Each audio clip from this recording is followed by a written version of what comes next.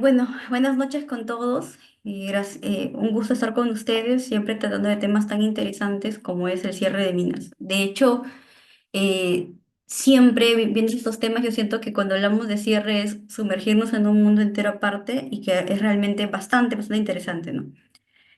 Empecemos entonces. Mm, bueno, primero para recordarles que el cierre de minas es parte de una de las etapas normales de desarrollo, por así decirlo, de la actividad minera, que sabemos que la actividad minera se divide en tres grandes etapas, ¿no? La etapa de exploración, que comprende el cateo y la prospección, la etapa de explotación propiamente dicha, la labor general, el beneficio, la comercialización y el transporte minero, ¿no? Y la etapa de cierre de minas, ¿no?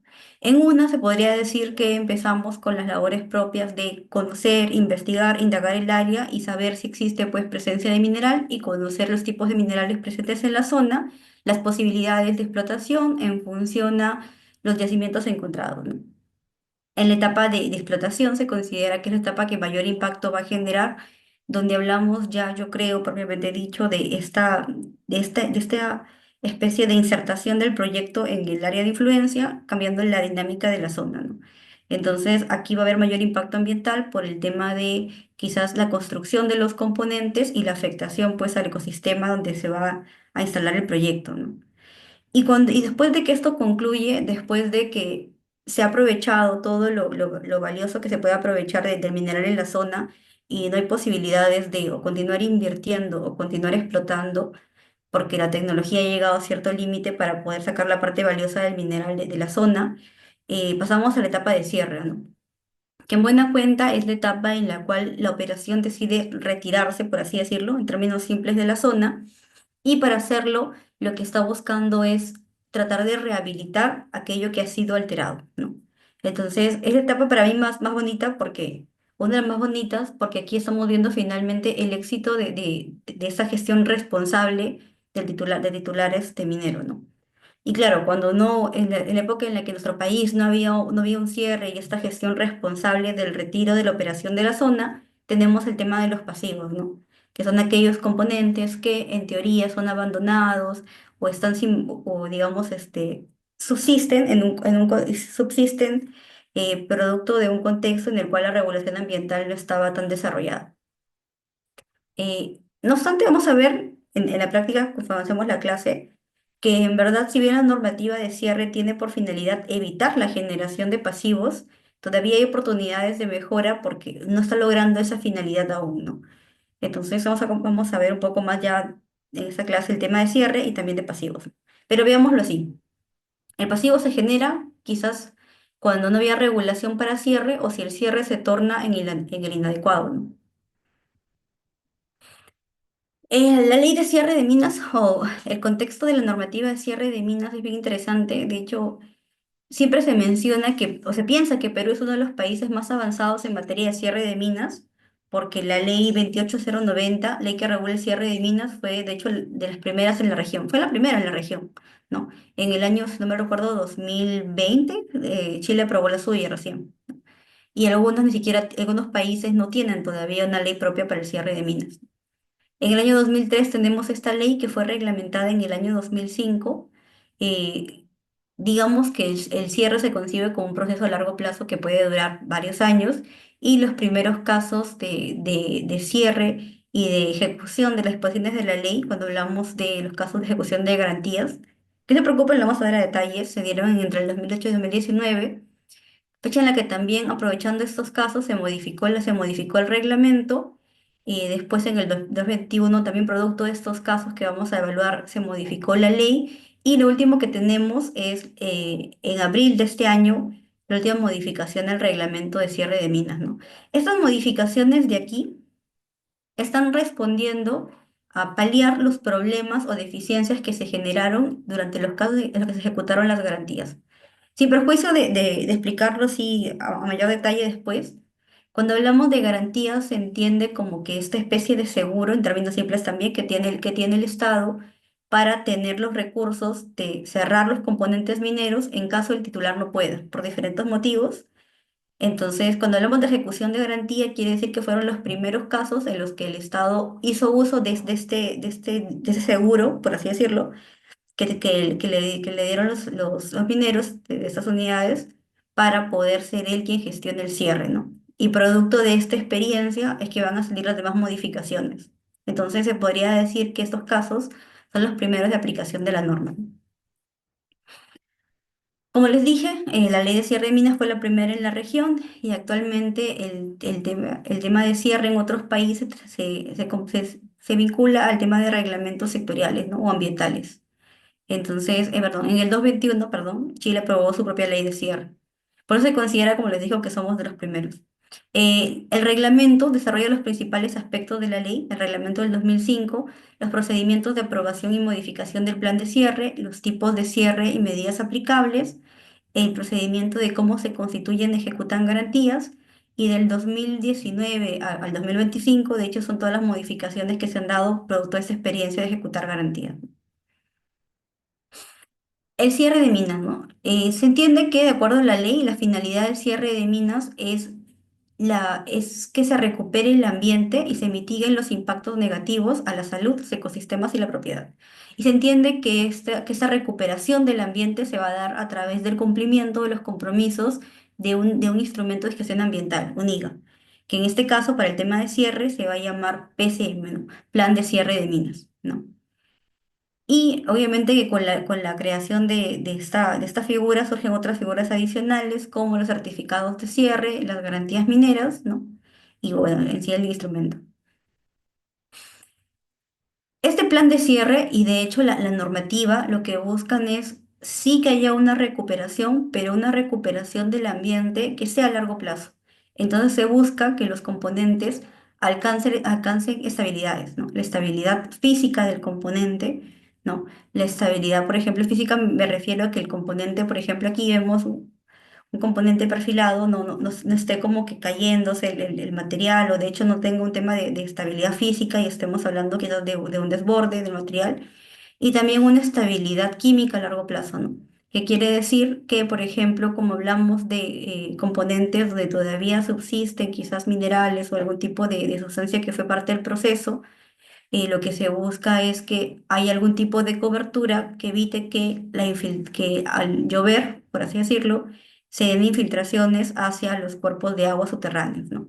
Y la estabilidad hidrológica lo que también busca es que se creen canales tanto alrededor del componente como debajo de él para captar las aguas, tanto de escorrentías como otras que se puedan infiltrar de forma natural y que estas también sean derivadas para su contención y no lleguen pues a los cuerpos hídricos, ¿no? Y finalmente el objetivo también es, como les dije, la rehabilitación del área y el uso del suelo, ¿no? Eso quiere decir a que eventualmente, una vez que yo he rehabilitado, he cerrado adecuadamente y he rehabilitado un área, se pueda dar un uso distinto. Y esto es muy interesante porque a nivel creo que de experiencia nos estamos quedando en los temas de estabilidad aún, es decir, no hemos logrado la estabilidad de los componentes y es difícil sobre la base de componentes inestables que podamos hablar de un uso futuro del suelo. Pero también el reglamento nos dice de cierre de minas que es uno de los objetivos de la norma, ¿no?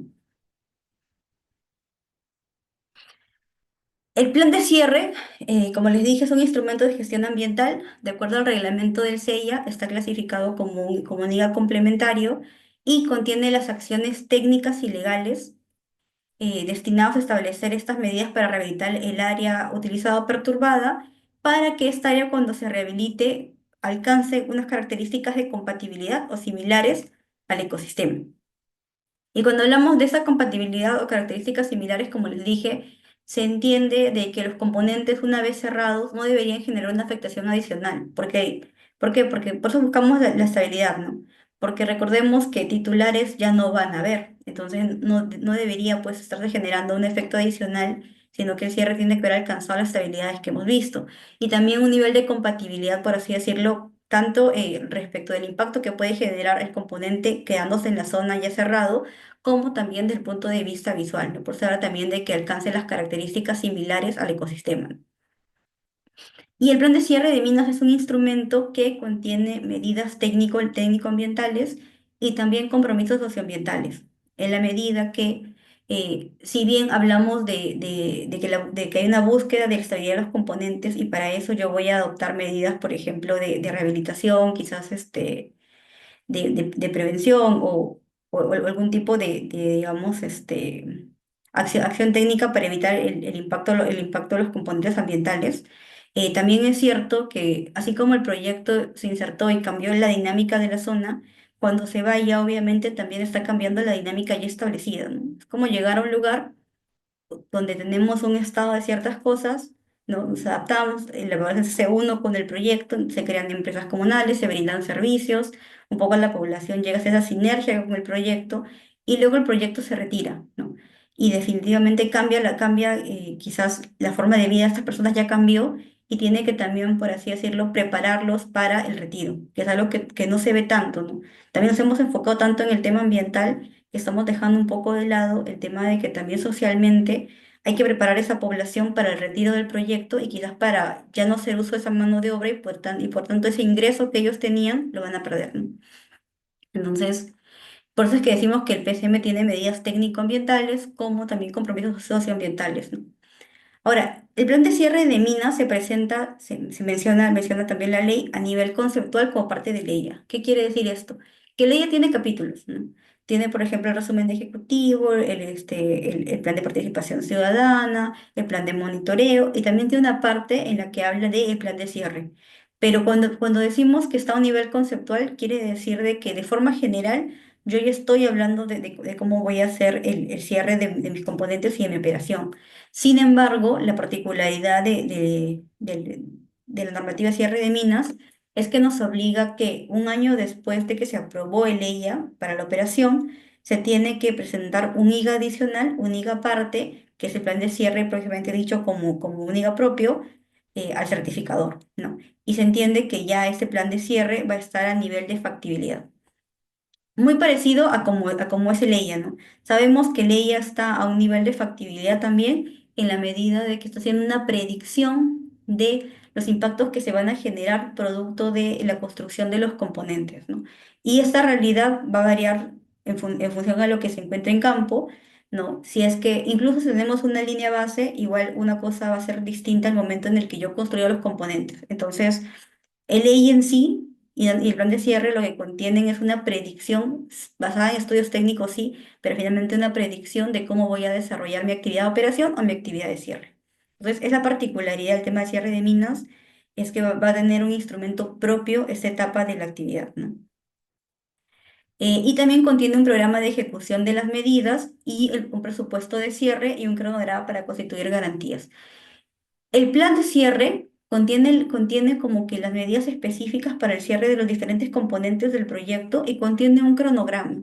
Y nos va diciendo en qué momentos, en qué meses, en qué años vamos a ir cerrando uno por uno los componentes, en qué momento, por ejemplo, de un componente como, por ejemplo, un depósito de desmontes, hacemos la estabilidad física, luego hacemos, por ejemplo, la estabilidad geoquímica y luego hacemos la estabilidad hidrológica, ¿no? ¿En qué periodo se va a hacer esa actividad? Y aparte de ese cronograma que me dice de qué periodos voy a cerrar tales componentes, sea el depósito, el campamento, el tajo, por ejemplo, o otro componente, también tiene un cronograma para constituir garantías, ¿no? Cuando hablamos antes de garantías, termina mejor la DPCM. Pero como les dije, las garantías son esta especie de seguro con la que cuenta el Estado en caso el titular falle, ¿no? En cumplir con su obligación de cerrar de internalizar los costos de su actividad, ¿no? Cosa importante es que el instrumento de cierre también, igual que los diferentes instrumentos del SEIA, se sustentan en el tema de prevención, pero también internalizar costos. Recordemos que en temas ambientales hablamos de daños tolerables, no hablamos de daño cero. O sea, toleramos la existencia de daños en función de que queremos desarrollo, ¿no? Que queremos crecimiento. Entonces, lo que buscamos es que quien va digamos, impactar en el ambiente también asuma los costos de esta actividad implementando las medidas de manejo y cuando hablamos de cierre, las medidas de cierre para que el ambiente se pueda recuperar. Es parte de aquello que debió ser calculado al momento en el que se pensó en emprender dentro de la actividad, ¿no? Creo que levantaron la mano, pero no sé si es que primero mejor sigo avanzando y luego nos damos un espacio más adelante. Porfa, No, doctora, puede continuar y al finalizar las preguntas por audio. Pueden levantar la sí, mano, pero lo omiten. Ah, doctora. Ya, sí, porque en verdad hay mucho que hablar. Gracias. Sí, doctora, puede continuar. Seguimos.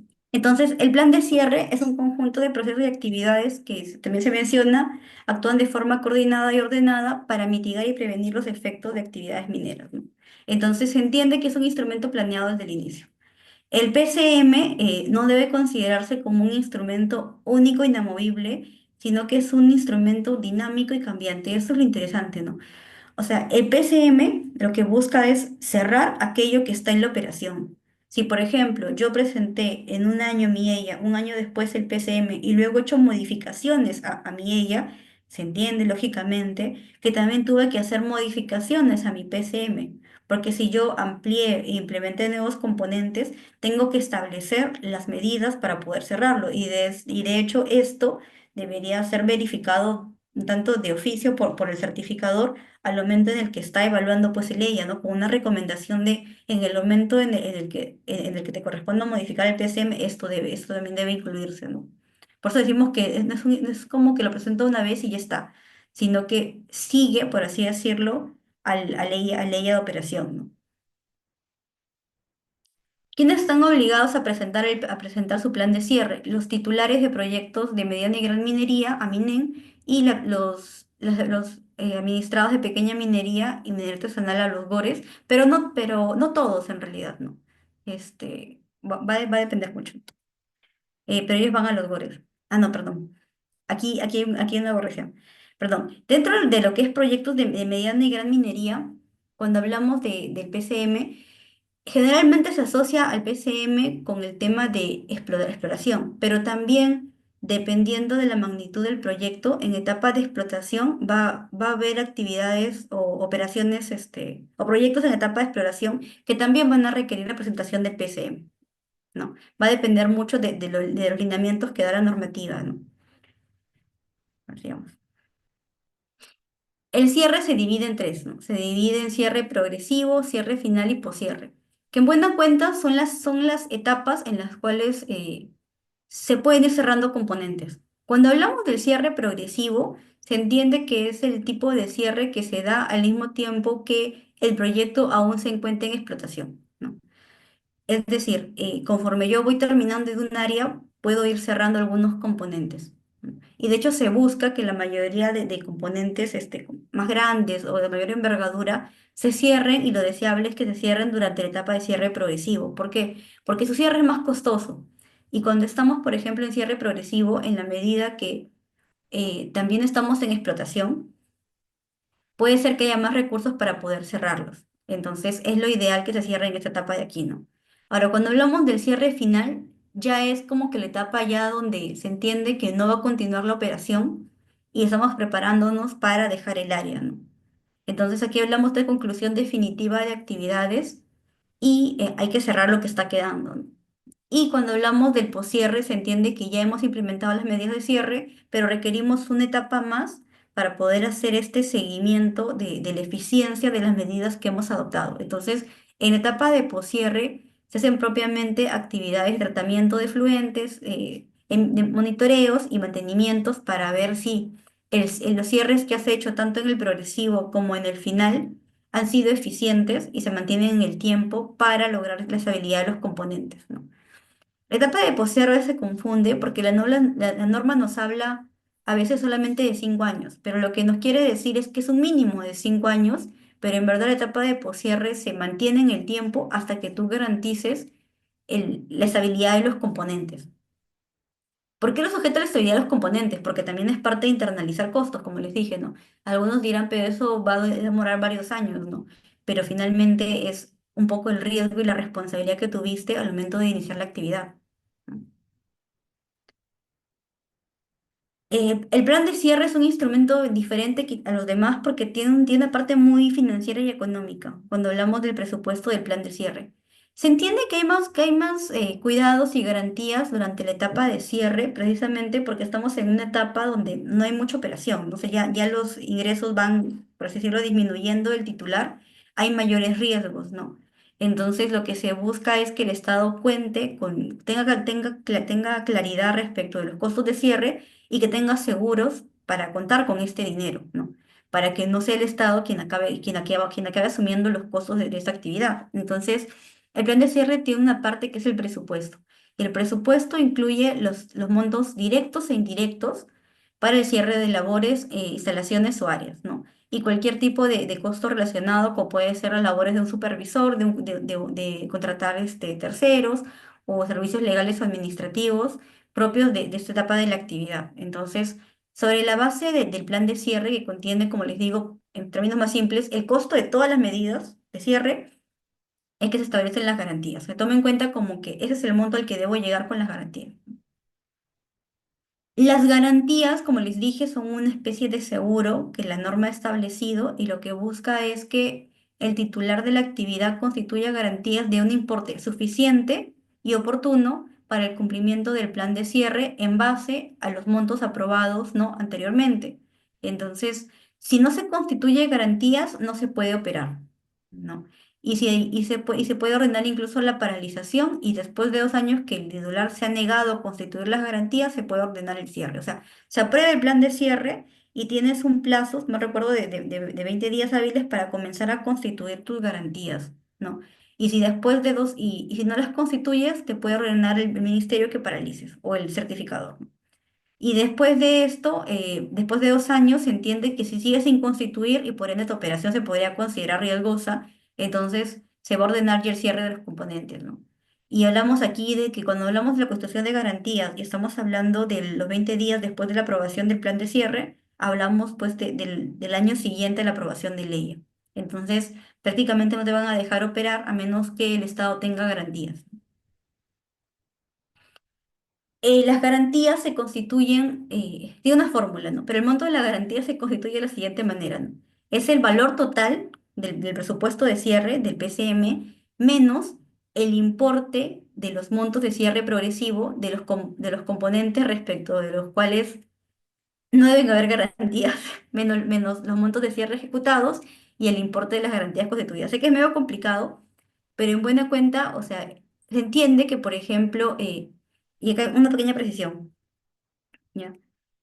En esta etapa de aquí, en la etapa de cierre progresivo, no había hasta la última modificación de la ley y el reglamento del año 2021 y 2025 una obligación de constituir garantía durante el cierre progresivo. Era más que todo una facultad del titular, ¿no? El cierre final, sí. Todo aquello que se va a cerrar en cierre final ya sobre la base debe ser parte del presupuesto para constituir garantías. En la etapa de cierre progresivo, no tanto, ¿no? Pero esto ha variado producto de la experiencia del cierre y lo que se ha determinado es que en la etapa de cierre progresivo hay componentes grandes, costosos de cerrar. Lo ideal es que también respecto de esa etapa se constituyan garantías por esos componentes. Entonces, cuando vemos el tema del presupuesto, del plan de cierre, se está diciendo que es todo el cierre total, menos, por ejemplo, el monto de los componentes de cierre progresivo respecto de los cuales no hay una obligación de titular de constituir la garantía, ¿no? Menos los montos de cierre ejecutados, o sea, lo que por ejemplo ya ha sido cerrando y aquellas garantías que ya ha sido constituyendo, ¿no? Y todo eso se da sobre la base de los años útiles de la mina, ¿no? Entonces, eso te da el monto de la garantía y sobre la base de ese monto se va a establecer una especie de cronograma durante tus años de operación para que poco a poco vayas aportando y la idea es que cuando tú llegues al aporte final vas a tener digamos, los recursos suficientes para, por si acaso, tener el dinero en caso algo pase con el titular cuando lleguemos ya propiamente a los años de cierre de la operación minera. Eso quiere decir que la garantía se constituye también durante la etapa operación, ¿no? No sé si me siguen hasta ahí, si no me siguen, luego lo explico otra vez. Es que es medio enredado, pero es así, ¿no? Por normativa. Ahora, ¿cómo se constituyen garantías? Pues, bueno, se constituyen a favor del Ministerio de Energía y Minas o del gobierno regional, dependiendo si eres mediana y gran minería o si eres pequeño productor minero o minero artesanal, ¿no? Y como les dije, se constituyen sobre la base de las actividades de cierre, el presupuesto de lo que cuestan las actividades de cierre, ¿no? Cubren en principio las medidas para las etapas de cierre, final y poscierre, y ahora también luego de la modificación para el cierre progresivo de los componentes principales, ¿no? Y el Ministerio de Energía y Minas, que ha sido justo la última modificación de este reglamento del mes pasado, nos dice que va a haber una metodología para calcular el monto de la garantía, ¿no? para asegurar de que se cubran todos los costos. ¿Qué pasaba? Que el presupuesto lo fijaba cada titular y era evaluado por el certificador, sí, pero no necesariamente, digamos, había como que algún tipo de parámetro para esto, era más en base a su experiencia y buen entender de lo que debía costar. Entonces, Hubo, hubo una evaluación que se hizo y una investigación que también hizo la CEPAL, y hay un libro muy conocido, Cierre, donde da cuenta de varias deficiencias en el cálculo del cierre, ¿no? Porque parecía un poco que era un creerle al administrado cuánto costaba cerrar y no había un detalle suficiente. ¿Eso qué quiere decir? Que las garantías y por ende, el presupuesto y por ende las garantías durante muchos años no respondieron al costo real digamos, de lo que costaba cerrar los componentes, ¿no? También fue una falencia y en su momento la CEPAL también lo que recomendó es que se aprobara algún tipo de metodología y ahora lo que hace el reglamento también es reconocer de que el ministerio tiene que aprobar su metodología para calcular los montos de garantía, ¿no? Para asegurar de que efectivamente estos montos estén reflejando costos reales de cierre. ¿Cómo se constituyen las garantías? Se constituyen a través de, por ejemplo, cartas fianzas, pólizas de caución, fideicomisos. Las más usuales son la carta fianza, de hecho, y la fianza solidaria. También puede haber transferencias bancarias certificadas o fideicomisos o en general cualquier otra, digamos, forma de constituir, de acuerdo al Código Civil. Pero, como les digo, vamos a usar la carta fianza, sobre todo. Como les dije, ¿cómo se constituyen las garantías dependiendo de la etapa de cierre? Cuando hablamos de cierre progresivo, antes no había una obligación y ahora está la obligación de constituir respecto de los principales componentes. Y en el cierre final se constituye, pues, no sé, se entiende que se constituye al inicio de operaciones y en el poscierre también. Por ejemplo, ¿a qué me quiero referir con esto, no? ¿A qué me quiero referir con esto? Ay, perdón. Lo que yo les decía. Se aprueba el EIA, aprueba el PCM un año después, 20 días después debe comenzar a constituir garantías de cierre final y poscierre. Y ahora también de cierre progresivo de los componentes principales. Entonces entiende que mientras yo estoy constituyendo garantías, todavía estoy durante la operación del proyecto, ¿no? Sí, y constituyo conforme a mi cronograma, ¿no? Y de esa manera, cuando ya termine la etapa de operación y de explotación y ya inicie la etapa de cierre final, ¿no? Cuando yo voy a hacer el retiro efectivo de la zona, lo que va a buscar el Estado es tener, por si acaso, garantizado el monto de los costos de cierre de las actividades, ¿no? Pero también se entiende que antes de este paso de la explotación hacia el retiro del proyecto de la zona, yo he tratado también de cerrar algunos componentes durante la etapa de cierre progresivo. O sea, al mismo tiempo que operaba, mientras iba abandonando áreas, yo iba cerrando, ¿no? Ahora, como eso se modificó respecto al cierre progresivo, que antes, como les dije, no era obligatorio constituir garantía de los principales componentes, el reglamento lo que ha establecido es un plazo de 3 años para que los titulares que no constituyeron en su momento puedan constituir garantía de los principales componentes que tengan en ese momento previsto cerrar en las etapas de cierre progresivo de cada operación y les ha dado 3 años para que comiencen a constituir sus garantías. Y este 3 años vence el 19 de marzo del 2028. La aprobación del plan de cierre, ¿no? Se entiende que hay una presentación, como les dije, a la mediana y gran minería y de la pequeña minería y minería artesanal ante el GORE y en el caso de la mediana y gran minería ante el ministerio, ¿no? Quien evalúa, quien certifica es la Dirección General de Asuntos Ambientales. Ay, aquí, perdón, es un tema aquí, un lapsus brutus mío. Realmente estaba que creo que hay, porque en realidad es a camineros. Me avisan si todavía se ve. Sí se ve, ¿no? Ya. Sí, Era doctora, quinquenio, puede ¿no? visualizar. Gracias. Esta es la autoridad certificadora, ¿no? Que ve el aspecto ambiental. Pero ¿qué pasa? Como les dije, el plan de cierre tiene una parte ambiental y una parte económica y financiera. Entonces, esta dirección de estos ambientales mineros, que ve la parte ambiental, va a pedir la opinión de la Dirección General de Minería respecto del aspecto financiero, es decir, del presupuesto para el plan de cierre y de los montos de inversión y también el tema de las garantías, ¿no? Porque es el área que tiene, pues, entienden los especialistas económicos en la materia para poder aprobar, porque como les dije, el presupuesto y las garantías es parte del plan de cierre. Eso es lo particular del instrumento. Y en el caso de la pequeña minería y minería artesanal, se entiende que el GORE es el que debe evaluar el aspecto financiero y ambiental, pues, ¿no?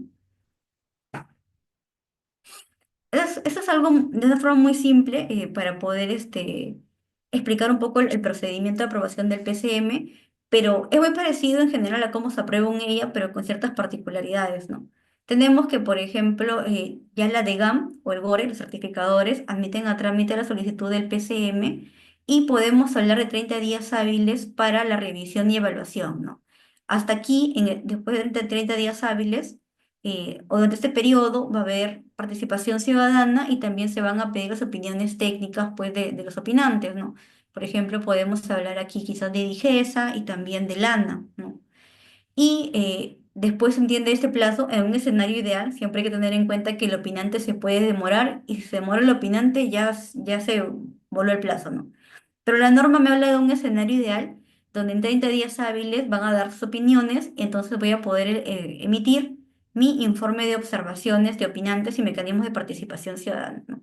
Y le voy a dar al titular 10 días hábiles para que subsane o levante observaciones, luego de lo cual él lo va a hacer y le voy a trasladar esta información al opinante para que en 7 días hábiles dé su opinión o en 10 días hábiles más pida información complementaria, ¿no? Después de la subsanación de observaciones, aquí dentro del plazo de 10 días hábiles, desde que ya subsanó un escenario ideal y que no hubo pues pedido de información complementaria, ¿no? La DGAM, que es el certificado, le va a trasladar al interior a la DGM, que vimos que es el órgano que evalúa la parte financiera, para que también remita observaciones o pida, por ejemplo, que se absorban dudas que tengan, ¿no?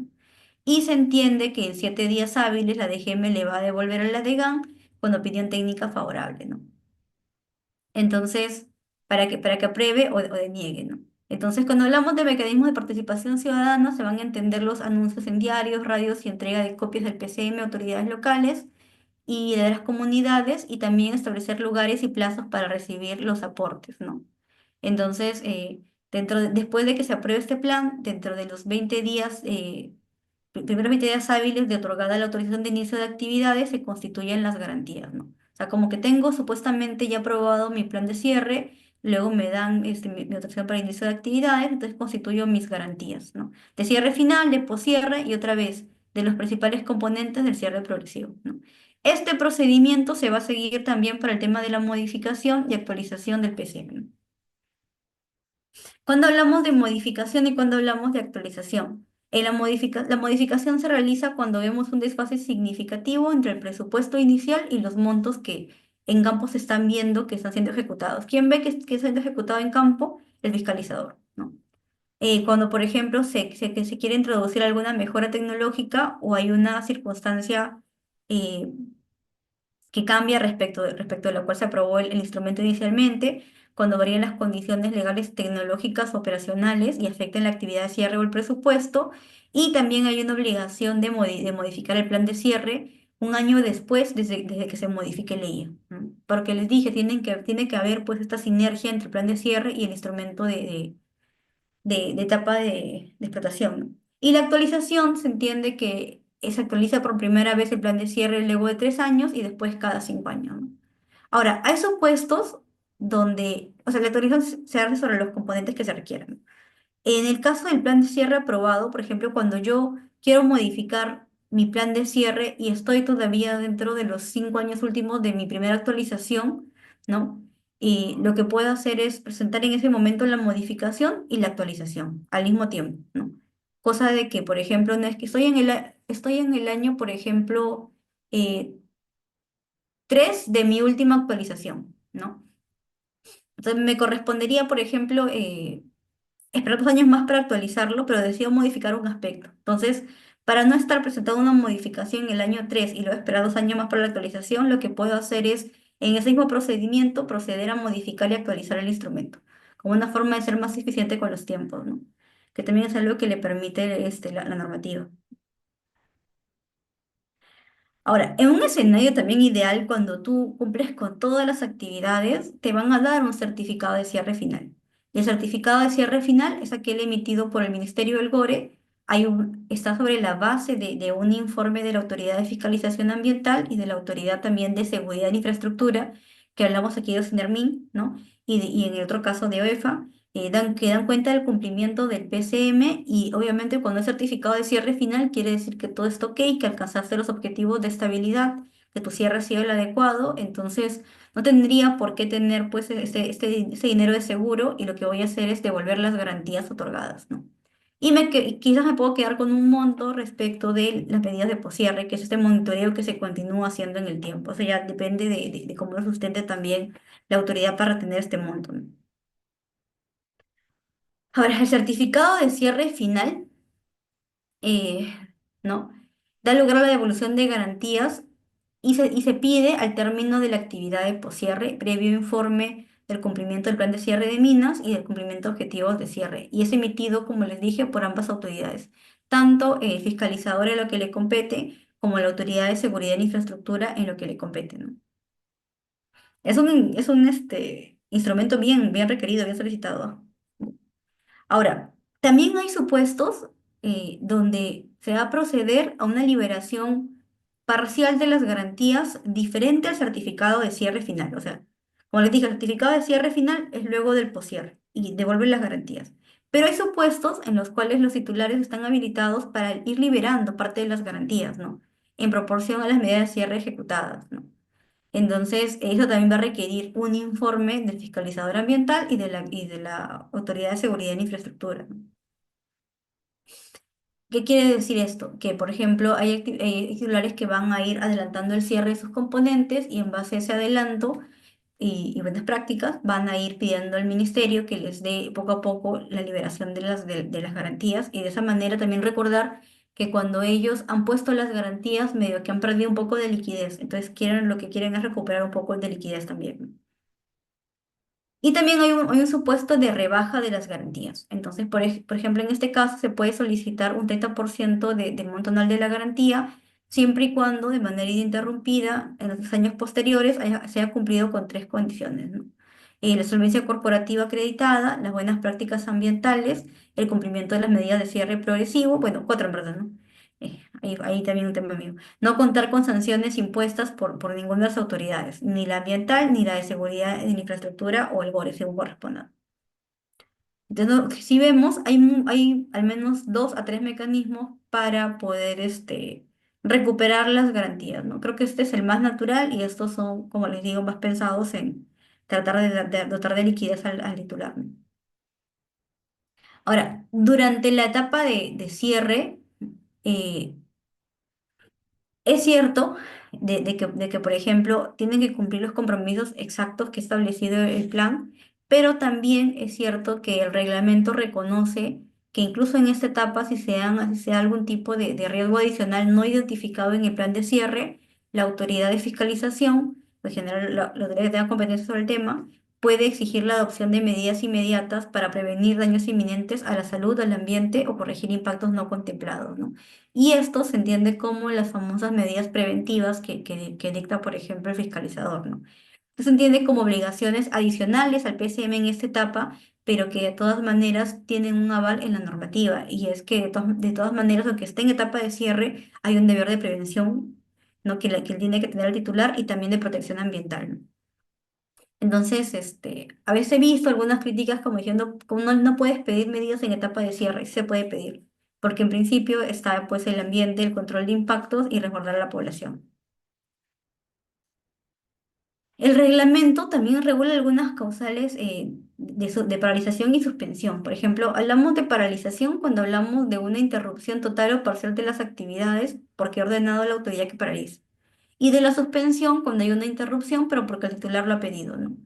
En ambos casos, como no queremos dejar de lado el tema de cierre, no podrá excederse el plazo de 3 años y caso contrario, se entiende que que si dura mucho la paralización o la suspensión por un tema de seguridad, lo que va a pasar es que la normativa va a considerar de que estamos ya en una etapa de cierre final, ¿no? Y también si, por ejemplo, ve que empieza un desmantelamiento de instalaciones o retiro de equipos, que representan el 50% del proceso productivo, se entiende que se va a transformar ya pues en cierre ya también final, ¿no? Segundo. Ya. medidas de manejo ambiental en etapa de cierre, ¿no? Ahora, aunque estemos en un supuesto de paralización o suspensión, si hay que hacer, por ejemplo, algún tipo de control, sobre todo cuando hablamos del manejo de aguas, el manejo, por ejemplo, de las pozas de su drenaje o el manejo de las plantas de tratamiento que están captando aguas de contacto, igual aunque estemos en una etapa de paralización o suspensión, tiene el titular que continuar implementando sus medidas de manejo ambiental u otras que la autoridad le pueda ordenar, ¿no? Y algo muy interesante, se entiende que también con el proyecto aparecido ha creado cierta infraestructura que puede ser de interés de la población local. Comunidades, autoridades regionales o locales pueden pedir de que ciertos componentes no sean cerrados para que pasen a ellos, ¿no? Este es el ejemplo más típico de infraestructuras de caminos, ¿no? Por ejemplo, accesos, campamentos. Entonces, igual esto de aquí, para poder hacerlo de forma ordenada y responsable, tiene que ser aprobado por el certificador, ¿no? Y en este caso, quien se queda con el componente, el gobierno regional, la autoridad, por ejemplo, comunal o local, va a ser el que asuma responsabilidad por la infraestructura, ¿no? Porque ya el titular lo excluye del cierre y se entiende que se lo otorga al otro, ¿no? Ya. Un supuesto que se ha dado bastante en la realidad es el tema de la compraventa o cesión de unidades que están en etapa de cierre, ¿no? En estos casos, cuando se transfiere o cede la unidad, el nuevo adquiriente debe ejecutar el plan de cierre, buscando que se alcancen otra vez los objetivos. Siempre recordar que lo principal en el cierre de minas no es que tú cumplas el plan o que ejecutes las acciones que te dice el IGA, sino que además siempre lo principal va a ser el cumplimiento de los objetivos de cierre, que son las estabilidades, ¿no? En este caso también el nuevo adquiriente debe ejecutar el cierre de componentes hasta que se alcancen los objetivos de cierre, que son las estabilidades, modificar el plan de cierre respecto a la titularidad y constituir garantías en reemplazo o en forma complementaria al inicial titular, ¿no? Y en este caso, se entiende que aquel que está transfiriendo la unidad mantiene la obligación de seguir constituyendo las garantías, ¿no? Hasta que el nuevo titular se lo reemplace y constituya todas, ¿no? Eso también aplica en el caso de fusión, escisión o cualquier tipo, por ejemplo, de organización societaria, ¿no? Incluyendo quiebra, reestructuración o liquidación, ¿no? Entonces, existen las obligaciones. Pasa que, por ejemplo, a veces hay un tema de reestructuración y liquidación y como antes la normativa solamente nos hablaba de cesión o transferencia, se entendía o había dudas respecto de si, por ejemplo, aquella empresa, en el caso de escisión, ¿no? Que surge de la otra finalmente es responsable o no de la unidad. Entonces, lo que va a ser el factor determinante para saber si eres responsable de la unidad es que estés en posesión de ella, ¿no? Y respecto de eso, ya se te considera como que el responsable de eso, ¿no? Y también, obviamente, que estás en liquidación, vas a ser responsable de ejecutar las medidas y también modificar el PCM para que aparezcas como titular, ¿no? Y constituir garantías. Sé que en liquidación es algo bien complejo, dependiendo del tipo de liquidación ante la cual nos encontremos, pero creo que la idea aquí principal de ese artículo del reglamento es tener identificado siempre a un responsable, no importa el supuesto en el cual estemos. Siempre tiene que haber también un aviso respecto de voy a iniciar el cierre final 2 años antes de iniciar esa etapa, ¿no? Para comunicar a las autoridades regionales y locales y se presenta el cronograma detallado de la DGM, ¿no? Aparte del que ya tiene claramente al haber sido parte de la aprobación del IGA, ¿no? Ahora, ¿quiénes fiscalizan el tema de cierre de minas? Tenemos, por ejemplo, para la mediana y gran minería OEFA, para el aspecto ambiental. A Ocinermin tenemos como la autoridad pues, es transversal para el tema de seguridad en infraestructura. A los GORES, para ver, por ejemplo, la supervisión a cierre de minas de pequeños productores mineros y artesanales. Y al ministerio a través de la Dirección General de Minería para los pequeños productores y mineros artesanales para la Liga Metropolitana, ¿no? En la medida que respecto de Lima no opera pues, todavía la descentralización, ¿no? Los principales incumplimientos que vamos a encontrar a la normativa y al plan de cierre se van a dar en el artículo 24, ¿no? Que nos habla de que estamos obligados a cumplir lo establecido en el plan de cierre, ¿no? Y también una referencia a la normativa siempre en el artículo 16 del Reglamento de Protección y Gestión Ambiental para actividades de explotación, beneficio, labor general, transporte y almacenamiento, porque ese artículo nos habla de todas las etapas de cierre. Entonces, generalmente los incumplimientos que se dan en esa etapa se van a vincular o que has incumplido el IGA o que has incumplido este deber general de prevención que tienes, ¿no? Y cada uno tiene tipificación propia, ¿no? En el caso, por ejemplo, de incumplimientos de liga, tenemos la tipificación de incumplimientos de liga aprobada por OEFA y respecto de, por ejemplo, los incumplimientos a la normativa de explotación, también tenemos la tipificación sectorial, ¿no? Para ese tipo de actividades. En etapa de cierre, como les dije también, sin perjuicio de las medidas que puedan estar en el instrumento, también es viable que la autoridad de supervisión y fiscalización de infraestructura, ¿no? Y también, pues, claramente el ambiental, dicten la ejecución de medidas necesarias para controlar un peligro inminente y cada una en el marco de sus competencias, ¿no? Entonces, ¿en qué supuestos van a hacer eso? En los supuestos en los cuales los componentes mineros no alcanzaron los objetivos de estabilidad del artículo 10, ¿no? La entidad de fiscalización ambiental, por ejemplo, en caso de identificar un inminente peligro o alto riesgo, que son los supuestos para el dictado de preventivas, ordena, ¿no? Por ejemplo, si yo tengo un tipo de cierre y el cierre, pues, no es el adecuado, y vamos a verlo con casos en un ratito, puede ordenar el cambio del cierre, ¿no? Siempre y cuando sustente de que se están afectando los objetivos pues, de estabilidad a largo plazo. Y en el otro caso, la entidad de fiscalización ambiental dispone la modificación del plan de cierre, aún en el escenario de poscierre, ¿no? No importa en qué etapa estés, si por ejemplo tu cierre es inadecuado, también te puede ordenar que modifiques el IGA. ¿Cuál es la diferencia entre, por ejemplo, una preventiva y quizás un requerimiento en el marco del SEIA, ¿no? Tiene que ver con la urgencia, ¿no? Si, por ejemplo, hablamos de un supuesto inminente peligro alto riesgo, te ordena una acción concreta en el corto plazo, ¿no? Cambia la cobertura, agrega más canales, por ejemplo, no sé, o limpia los canales de coronación que rodean al componente, ¿no? Agrega, optimiza el sistema de tratamiento digamos, de las aguas de drenaje, ¿no? En el corto plazo quiero algo. Mientras que, por ejemplo, si quiero una evaluación quizás más multidisciplinaria o algo más a largo plazo, lo que voy a ordenar como fiscalizador es que presentes la modificación del plan de cierre, porque hay un poco más de tiempo, por así decirlo, ¿no? Creo que esa es la diferencia principal. Ahora vamos a ver algunos casos respecto de esto. Ya, sigamos. Por ejemplo, aquí, ¿no? Dicta de medida preventiva.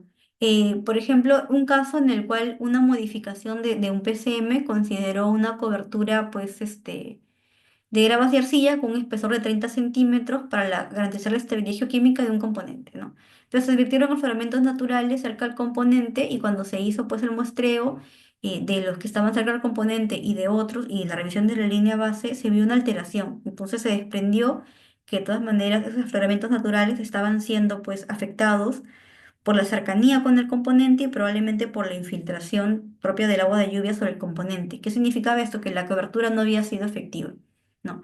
Pero como antecedente a este caso, el plan de cierre original tenía una cobertura de 30 centímetros, por ejemplo, de material arcilloso, 20 centímetros de drenante y 30 centímetros de orgánico. Se consideró que la propuesta inicial de cierre era más eficiente, probablemente para evitar infiltraciones, ¿no? No obstante, había habido un cambio. Entonces, lo que se ordenó como medida preventiva es el cumplimiento de la propuesta de cierre inicial. Entonces, nos damos cuenta aquí, estamos cambiando una medida de cierre vigente y le está pidiendo una acción en el corto plazo y aquí entra lo que les explicaba, ¿no? Porque yo quiero que se actúe más rápido, ¿no? Que es el ejemplo de las preventivas, por ejemplo. Y de hecho las preventivas en la etapa de cierre se van a dar, creo que como la mayoría de medidas preventivas que están dando en general durante cualquier etapa de la actividad, porque liga o tiene deficiencias o no llega pues a captarlo o a resolverlo todo, ¿no?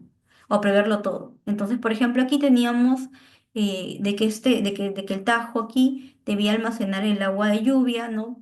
Y se entendería que el cierre del Tajo era simplemente el llenado con las aguas de escorrentía. Pero cuando se fue a campo, lo que se determinó era pues de que las paredes del Tajo estaban argilizadas, ¿no? Que el Tajo tenía pues rajaduras, de que había cierta inestabilidad y que aparte cuando se midió el agua que estaba dentro del Tajo se verificó que tenía pues características altas de acidez. Entonces, como también se veían grietas alrededor del tajo y sobre las paredes, ¿no? Hubo una preocupación bastante sólida, también considerando la revisión del instrumento de gestión ambiental de Liga, de que había una infiltración, ¿no? O sea, las aguas subterráneas producto del agua que estaba acumulando el Tajo, ¿no? Y en este caso, porque de hecho el estudio hidrogeológico que sustentaba el plan de cierre, sí mencionaba que había una infiltración hasta un porcentaje. Entonces se ordenó que en un plazo de un año se desagüe, por ejemplo, el agua del Tajo y se lleve a tratamiento, ¿no? Para evitar que esto continúe así, ¿no? Es otro ejemplo en el cual se ve un cambio del cierre, ¿no? Antes de pasar al otro, ¿no? Pero si nos damos cuenta, son acciones con un plazo más concreto porque no podemos esperar la nebulosa que a veces significa pasar por la certificación, ¿no? Ahora, cuando hablamos de un requerimiento en el marco del SEIA, ay, creo que voy a correr más rápido, perdón. Por ejemplo, hablamos de nuevos componentes y se alteró la función de un componente, ¿no? Un tajo sin certificación y lo que se ordenó, pues, es la modificación del plan de cierre para que respondiera a la realidad de campo, ¿no?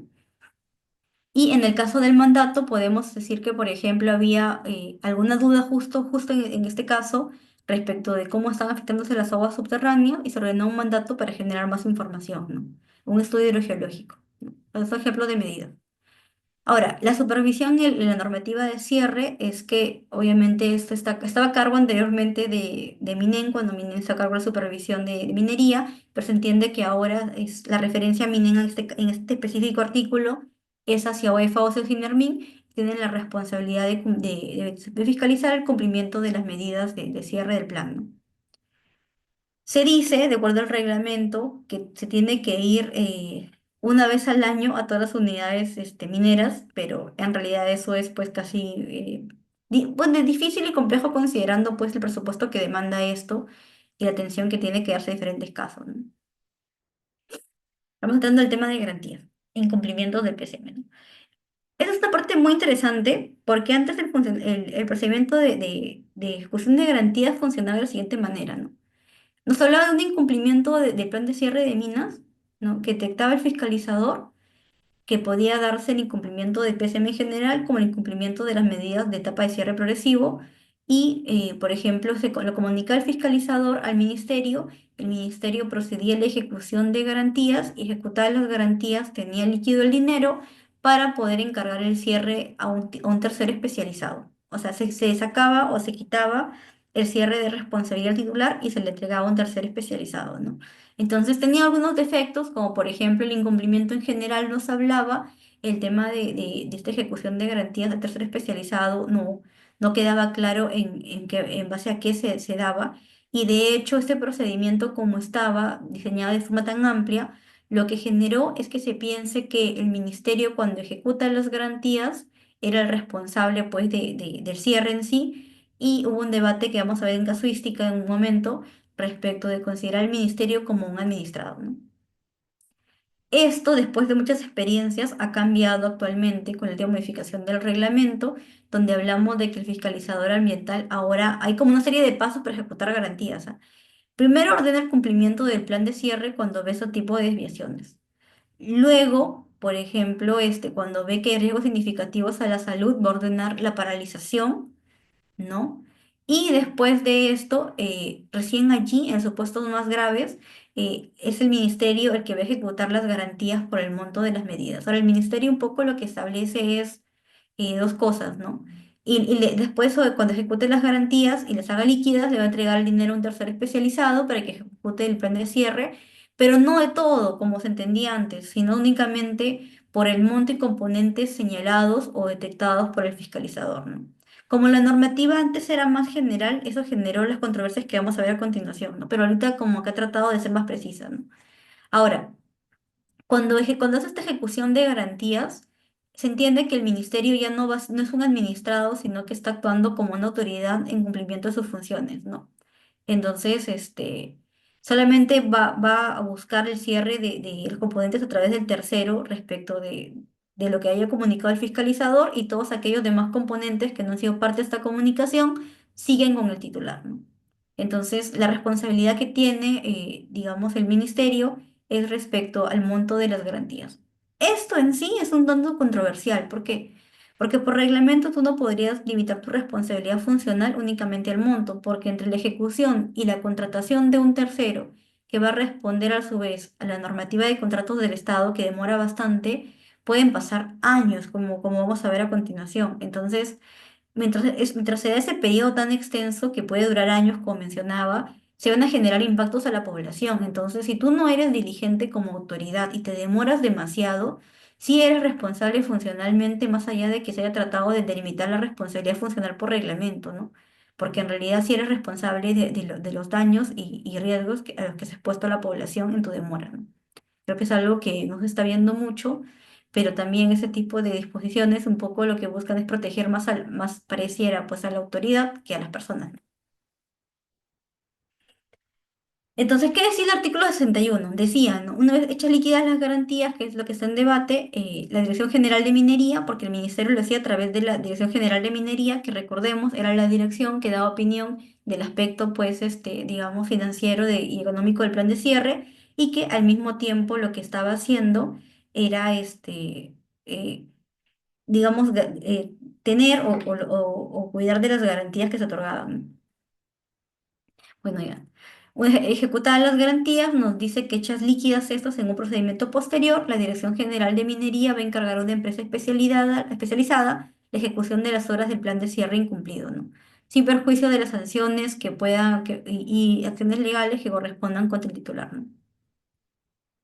Ahora, lo interesante del reglamento es que reconoce una categoría que es una realidad en nuestro país, ¿no? Tenemos unidades en cierre, pasivos ambientales y tenemos ahora unidades abandonadas, ¿ya?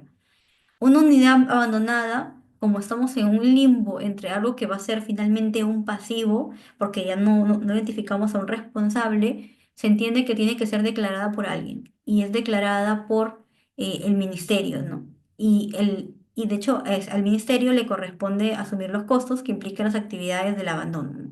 Y esto lo vamos a ver de dos formas. Eh, Cuando, por ejemplo, hablamos de un cierre que ha fracasado, los montos de las garantías no son suficientes, no encontramos al titular responsable, el ministerio se va a hacer cargo. Más allá de la formalidad de declarar a la unidad en abandono, lo cierto es que estamos ante un pasivo, porque esto va a estar dentro de un pasivo, ¿no? Va a ser finalmente un pasivo. Entonces, unidades abandonadas, en mi opinión, son un estado intermedio previo a convertirse en pasivo. Ahora, hay unidades mineras abandonadas, donde por ejemplo se pueden dar aquellas donde el cierre ha sido defectuoso, con plan de cierre y con garantías y sin plan de cierre y garantías. Cuando hablamos de plan de cierre y garantías, se entiende que previo pronunciamiento de la actividad de fiscalización se declara el incumplimiento del plan y se ejecutan las garantías como se hace en un estado normal de una unidad en operación, ¿no? Y hechas líquidas las garantías, se va a encargar el cumplimiento del PCM a un tercero especializado. Cuando hablamos de unidades mineras abandonadas sin PCM y sin garantías, previo pronunciamiento también del fiscalizador, se entiende que esto va a ser asumido mediante el pliego presupuestal del ministerio, ¿no? Entonces, finalmente lo asumimos pues todos, ¿no? Ojo, dense cuenta también que no necesariamente el hecho de que haya plan de cierre y garantías implica que haya el dinero suficiente para cerrar, por lo que ya hemos conversado anteriormente, de que a veces, muchas veces, aquello que se ha calculado, el presupuesto como ha sido calculado, y la evaluación que ha hecho la autoridad de certificadora y también la Dirección General de Minería, como esta autoridad que da la opinión en los aspectos económicos y financieros del plan de cierre, puede no reflejar los costos reales de la actividad. Ahora, el reconocimiento tanto de unidades mineras abandonadas, como por ejemplo mineros en etapa concursal o por ejemplo responsabilidad de titulares mineros, es como que ya el efecto de todo lo que se ha visto vinculado al cierre de minas, ¿no? Por ejemplo, cuando hablamos hemos también descubierto, o sea, descubierto ya con la experiencia de los que ven el sector, de que hay dos costumbres, ¿no? O abandonas tu unidad porque no quieres cumplir con el cierre negativo porque va a acabar siendo pasivo, o lo otro es que las empresas, y bien riesgoso, en vez de cumplir con el cierre, se están yendo a liquidación, ¿no? Están entrando a concurso para comenzar a liquidarse, ¿no? Y obviamente si ya se liquidan, cuando desaparezcan, nadie va a ser responsable y estaremos otra vez ante una unidad abandonada. Entonces podemos decirlo así, ¿no? Empresas en liquidación, unidades abandonadas y pasivos. Finalmente parece como que un proceso que se está dando, ¿no? Entonces, conscientes de esta situación, lo que se ha buscado es una mejor comunicación con el Indecopi, ¿no? ¿Cuál es el problema, por ejemplo, de una empresa cuando entra en etapa concursal de liquidación? Es que el patrimonio que tiene la empresa queda pues suspendido, ¿no? Y ya no puede ser tocado, salvo para pagar las deudas que tiene la empresa previamente establecida a la etapa concursal y siguiendo un orden de prelación, ¿no? Entonces, lo que se busca es al menos tener este conocimiento de qué empresas han entrado en etapa de liquidación y, por ejemplo, el Indecopi debe comunicar 5 días hábiles posteriores a la difusión del procedimiento concursal, por ejemplo, qué empresas están sometidas a este régimen para irlas mapeando y saber qué se va a hacer respecto de ellas. Pero en mi opinión, cuando una empresa ya entre en liquidación, estamos hablando de una unidad probablemente abandonada que va a ser un pasivo, ¿no? Incluso si tiene, por ejemplo, este plan de cierre y garantías, si es que no está bien calculado el presupuesto de cierre y las garantías, va a ser un pasivo. También otra reacción que se ha tenido a nivel normativo es, por ejemplo, que aquí los titulares de actividades también están abandonando las unidades. Entonces, cuando hablamos de titulares, sea personas naturales, directores o accionistas, ¿no? De las personas jurídicas de las unidades mineras abandonadas o que incumplan el plan de cierre aprobado, ¿no? Y que este abandono ocasione un daño real al ambiente, quedan inhabilitados por el periodo de 5 años para adquirir nuevos derechos mineros u obtener autorizaciones de inicio de actividades, ¿no? Y esta inhabilitación es declarada por la Dirección General de Minería. ¿Por qué 5? ¿Por qué no 10? ¿Por qué no 15? ¿Por qué no 20? ¿Por qué no de por vida? No, no dice, por ejemplo, la norma, ¿no? Pero para mí 5 años es un periodo muy corto considerando que hablamos de un daño real al ambiente y generalmente cuando hablamos de un daño real al ambiente hablamos de un daño también a la población, ¿no? Porque pensemos que una unidad minera abandonada es una unidad donde no hay un control ambiental, los efluentes están discurriendo como pueden en contacto con los componentes, llegando, por ejemplo, al suelo, a las quebradas, a los ríos, entonces, o infiltrándose, ¿no? Y finalmente desembocando otra vez en suelos en quebradas, ríos, manantiales, lagos. Entonces, si hablamos de una afectación a las personas que viven esos 5 años, me parece a mí que si hablamos de un daño real, ¿no? Y un abandono, quiere decir que tú eres un mal gestor, entonces tú no deberías, pues, ser parte digamos, la actividad minera en el país, ¿no? Siempre y cuando se entienda que he encontrado un nexo causal entre, por ejemplo, entre, digamos, el periodo en que has estado tomando decisiones que llevan finalmente al abandono de la unidad. Y también, obviamente, que no se debe quedar solamente en un tema de inhabilitación, sino que también tiene que haber un tema ya financiero y económico por parte de estas personas. Entonces, en el caso de los titulares, directores y accionistas mayoritarios, bajo cuya gestión se da el abandono de las unidades mineras, tienen que responder solidariamente por las sanciones administrativas y civiles, ¿no? Siempre que, por ejemplo, su responsabilidad en la acción o omisión que genera el abandono o el incumplimiento esté probado y que su accionar haya ocasionado el daño real. Tiene que haber esta responsabilidad, ¿no? Entonces, como les digo, no solo están inhabilitados por 5 años, mi opinión es muy poquito, sino que además también van a ser responsables de pagar las sanciones administrativas y civiles que deriven del incumplimiento del abandono, ¿no? Ahora, voy a explicar aquí la casuística para que podamos conversar un poquito, ¿no? Eh, Dos casos, de hecho fueron más ya, pero yo siempre agarro estos dos casos para explicar cómo llegamos a todas las modificaciones de cierre que hemos visto, ¿no? El caso más emblemático, la unidad minera Quirubilca, una unidad minera que incluso mencionan que estaba desde la época de la colonia, que estaba en el año 2018 a cargo de Compañía Minera Quirubilca y que en ese año comunica a la Dirección General de Minería que paralizaba operaciones, ¿no? Entonces, y prácticamente que se iba, pues, ¿no? Que sabes que no tengo más plata para seguir operando, entonces me retiro de la zona, ¿no? Y no he pagado el recibo de luz, así que los sistemas de tratamiento de fluentes no están funcionando, ¿no? En ese contexto, el ministerio le comunica a OEFA que realiza una supervisión para verificar pues, en qué estado se encontraba la unidad, que de acuerdo al cronograma estaba en etapa de cierre progresivo, ¿no? Entonces, OEFA va a campo, verifica que había un abandono de la instalación y verifica la salida de agua proveniente de los principales componentes hacia el ambiente.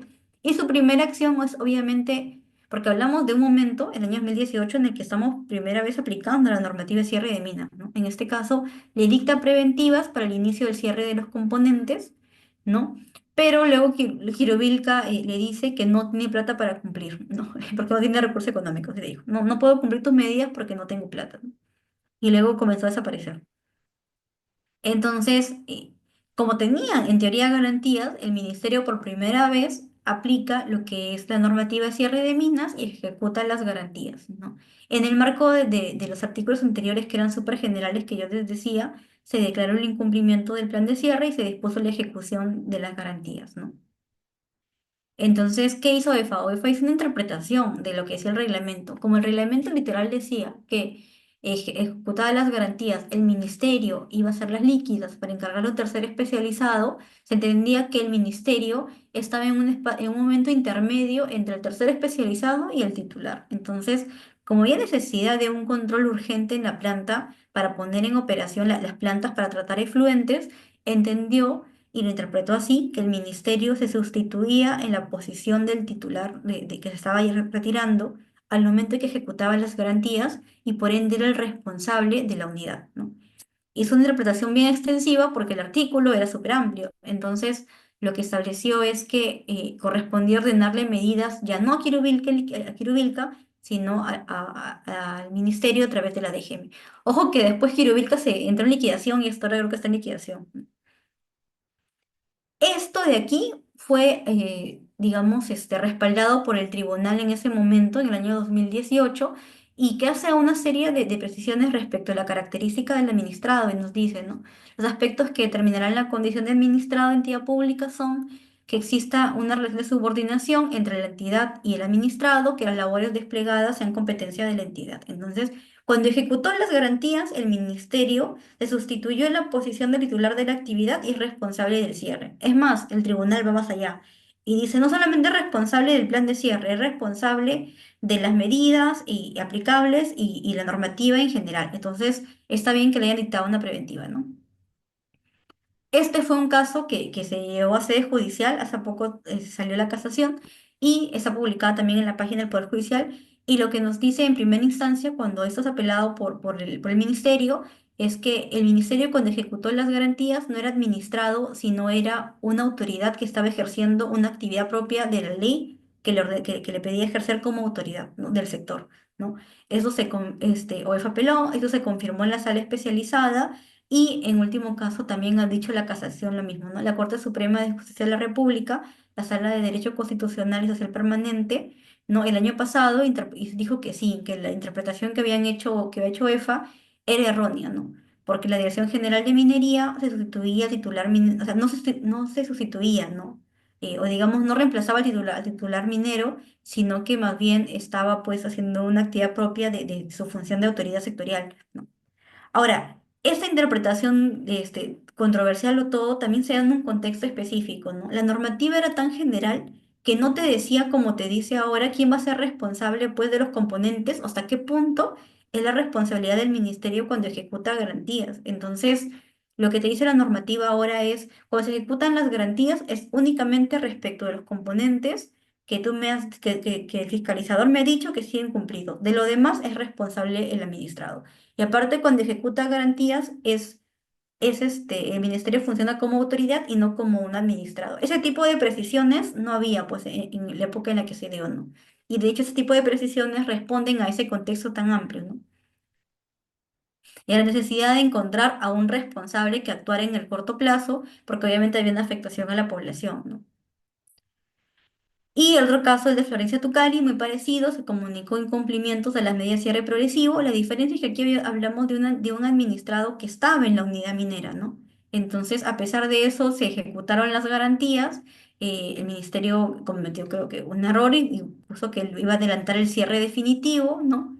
Entonces, como eran los primeros casos de experiencia de ejecución de garantías, creo que todas las autoridades estaban averiguando cómo funcionaba este procedimiento. También aquí se le dictaron medidas al administrado y también al ministerio para que inicie el cierre, ¿no? Y esta controversia todavía continúa, considerando que se ha seguido la misma lógica, pero la diferencia aquí es que en el caso de Quirubilca hablábamos de una unidad prácticamente abandonada, porque el administrado dijo no tengo plata y me voy, luego desaparecieron los gerentes, esta empresa está en liquidación ahorita, y aquí hablamos de una empresa que estaba allí, lo cual nos cuestionamos es cuál era la necesidad quizás de ejecutar garantías aquí, ¿no? Quizás la opción era más sancionar al titular por incumplimientos que pasar aquí, ¿no? Me parece que este fue un tema más político, porque hablamos de una unidad que se encontraba en Moquegua en la época del entonces, pues, presidente, ¿no? Quizás fue un tema más de presión política, pues, supongo, ¿no? Y esto me queda poquísimo tiempo, es respecto al cierre de minas, bien interesante lo que estamos viendo. Y respecto del pasivo, el pasivo se entiende pues como el escenario pues no ideal cuando ya no he podido cerrar adecuadamente, ¿no? Y se define como el pasivo es aquella instalación, efluente de emisión, restos o depósitos de residuos producidos por operaciones mineras o abandonadas que son un riesgo permanente y potencial para la población. Unidades más cerradas, pasivos son riesgos para la población, ¿no? Entonces, tiene su normativa, que es la ley que regula los pasivos, y su reglamento, que está esperando una actualización, ¿no? Respecto de los encargados o autoridades y sujetos intervinientes en el cierre y gestión de pasivos, tenemos al remediador voluntario, aquel que busca remediar o asumir el pasivo por otro, quizás porque tiene algún tipo de interés en el pasivo o algún tipo todavía ve posibilidades de aprovechamiento, porque lo interesante técnicamente respecto del tema de pasivos es que son pasivos de varios años donde la tecnología impedía continuar el proceso técnico para sacar la parte valiosa del mineral y a medida que la tecnología puede variar, podemos hablar de un reaprovechamiento de pasivos todavía. Entonces puede ser que tengamos un remediador voluntario, entre comillas, que todavía le interese en evaluar mejor el pasivo, ¿no? O ir cerrando algunas partes y tratar de aprovechar otros. Tenemos al generador o responsable contractual, el generador es aquel que generó el pasivo y el responsable contractual es aquel que por algún motivo decidió asumir el pasivo también contractualmente, ¿no? Se acordó con el generador.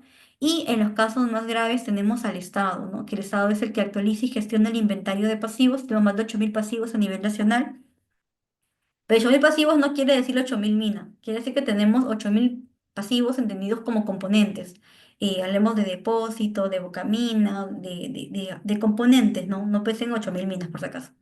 Y se entiende que el Estado asume el pasivo cuando no hay un remediador voluntario, no hay un generador ni un responsable contractual. Entonces, el Estado prioriza la identificación de los responsables siempre para que se internalicen los costos de la actividad y excepcionalmente asume la remediación de los pasivos en función de un tema de interés público y cuando hay un alto riesgo y requiera pues esta intervención para cuidar al ambiente y a la población.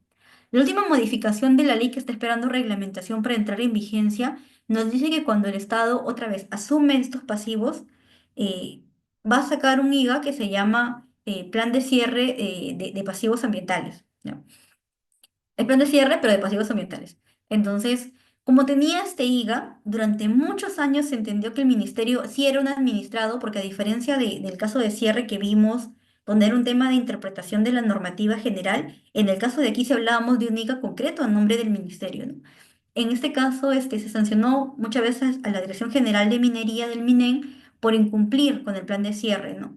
Entonces, la última modificación de la ley que está esperando reglamentación para entrar en vigencia es que únicamente cuando el ministerio asume el pasivo, digamos, esto es sujeto a la responsabilidad funcional. Se entiende que actúa como autoridad y ya no puede ser considerado un administrado. Eso todavía está pendiente de reglamentación, ¿no? Y también lo que nos menciona, por ejemplo, ¿y cómo hace esta remediación el ministerio? El ministerio asume el pasivo y generalmente se le da su brazo operativo, que en este caso es la empresa Activos Mineros, que es aquella empresa, por ejemplo, pública que está encargada de la labor de cierre de pasivos, ¿no? Ahora, también cuando hay un caso, por ejemplo, de emergencia o riesgo inminente, el ministerio puede, pues, intervenir, ¿no? Como les dije, las formas en las cuales se puede remediar pasivos es la reutilización también de un pasivo. Puede ser que el titular de una concesión de pasivos quiera, por ejemplo, tenga la operación cerca también y decida, por ejemplo, reutilizar algunos componentes como o plataformas, labores, desmonteras, reglaveras, ¿no? Entonces, lo incorpora dentro de su actividad de exploración, la zona de los pasivos o parte de los pasivos, ¿no? Que están cerquita a su zona nueva de explotación, ¿no? Y también el reaprovechamiento, que es como que les dije, es extraer la parte valiosa todavía que queda en algún depósito de desmonte, relavera, que hasta ese momento la tecnología no le permitía, hace años, 20 años quizás extraerlo, pero ahora puedes, ¿no? Y en el tema de los generadores o remediadores voluntarios, buscamos pues la remediación del pasivo a través de los planes, ¿no? de cierre de pasivos ambientales mineros. Y también, obviamente, que este plan de cierre, muy parecido al plan de cierre de minas en estado normal, por así decirlo, lo que busca es que se alcancen los objetivos de estabilidad. Siempre cuando hablamos de cierre, sea de pasivo, sea de cierre normal, buscamos el cumplimiento de objetivos de estabilidad, ¿no? Física, geoquímica o química y también hidrología cuando corresponda y el futuro uso de instalación, ¿no? Ya. Entonces, y después, principalmente lo que se ve a nivel de obligaciones es lo que está establecido en el plan de cierre de pasivos ambientales mineros, siempre las medidas de manejo ambiental en el caso de reutilización, cuando hablamos de plataformas, labores, etcétera, y el cumplimiento de medidas de manejo ambiental en general durante la etapa de reaprovechamiento, ¿no? Aparte de que siempre considerar otra vez que el hecho de que haya un instrumento de cierre, tanto de pasivos como de cierre normal de operaciones, no implica que puede haber impactos adicionales y que el fiscalizador puede ordenar medidas adicionales frente a esos impactos, ¿no? Yo sé que es bastante información, es muy, muy interesante y hasta aquí pues termina mi presentación, ¿no? Me quedo con sus preguntas, atender las preguntas que me puedan hacer.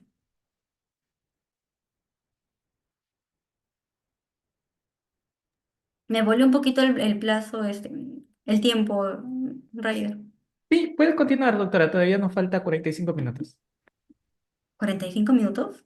Y cerramos 8:30. ¡Ay! Pero ese corrido. Sí, doctora, no se preocupe. Puede Mejor nos continuar. quedamos con las preguntas, porque he tratado de correr y más bien aprovechamos los 45. Yo he calculado mal, perdóname, Reder. Nos quedamos, que se parece con las preguntas respecto al tema, porque imagino que como el tema es complejo, quizás hay aspectos que les gustaría que vuelva a explicar, ¿no? Yo he calculado mal mi tiempo, pensé que estaba corriendo por el tema, ¿no? No sé si hay preguntas del público o hay algún aspecto que les gustaría que vuelva a explicarles. No, doctora, no tenemos ahorita todavía preguntas. Ya. Bueno, entonces, podemos seguir conversando sobre el tema de garantías, pero creo que aquí yo me he demorado, ¿no? Yo, he corrido un poquito. En verdad, cuando hablamos de estos casos de aquí, yo creo que esos casos merecían, perdón, una reflexión adicional, como les dije, ¿no? eh, la normativa que estableció la ejecución de garantías era bastante general. Entonces, si consideramos el tema de garantías aquí, tenemos que ir al tema de internalizar los costos de la actividad. Eh, no en todos los casos se requiere la intervención del Estado, porque cuando el Estado interviene, finalmente el Estado se sustituye en la posición del titular y lo libra, por así decirlo, de la tarea. Cuando hablamos de un incumplimiento del PCM como estaba anteriormente regulado, o sea, ¿de qué tipo de incumplimiento hablamos? ¿De incumplimientos leves, de incumplimientos graves? Todo incumplimiento tenía que llevarme a este procedimiento y sobre la base de este procedimiento, o solamente eran los más graves. ¿Y en qué supuestos, por ejemplo, yo debía, por ejemplo, intervenir como Estado y impedir que finalmente el titular cumpliera con su actividad y yo querer, digamos, hacerlo yo, ¿no? Con todos los problemas que tengo. De hecho, cuando hablamos de contratar ese tercer especializado, el Estado no contrata libremente. Se entiende que el Estado contrata siguiendo, pues, una normativa específica, que es la normativa de contratos del Estado. Tiene que pasar por varios seguros para gastar ese dinero. Y ese procedimiento puede tomar años, ¿no? Entonces me meto en una serie de problemas cuando yo ejecuto las garantías.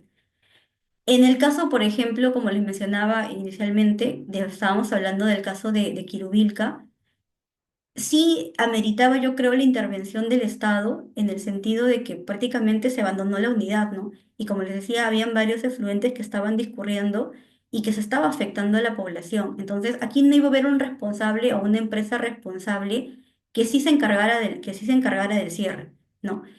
Mientras que, por ejemplo, en el otro caso, sí había una empresa responsable en la unidad y no era tan necesaria mi intervención porque había otras formas de asegurar el cumplimiento de la normativa, como por ejemplo hacer que el fiscalizador multe a la empresa por los incumplimientos que se estaban generando. Entonces, en realidad, la intervención aquí, ya que puedo explayarme más, generó un problema. Y el problema que generó aquí es que en la unidad hay dos responsables. Por un lado está el ministerio siendo responsable de lo que ejecutó y por el otro lado está el administrado, que supuestamente dice, bueno, si ya ejecutaste las garantías, ya mejor hazte cargo de todo y yo simplemente paso a retirarme, ¿no? Entonces, para llegar a esa situación, uno debería pensar por qué fue o cuál fue la necesidad de quizás de, de, de que, digamos, el ministerio interviniera en este caso. Allí falta, por ejemplo, algunas precisiones o candados al procedimiento, en mi opinión, de ejecución de garantías, ¿no? Otro supuesto, por ejemplo, de ejecución de garantías, como les dije, también tiene que ver con el tema de las empresas que están en liquidación, ¿no? Aquí también voy a explayarme más. Cuando una empresa ya entra en liquidación, se entiende que, por ejemplo, la administración cambia, ¿no?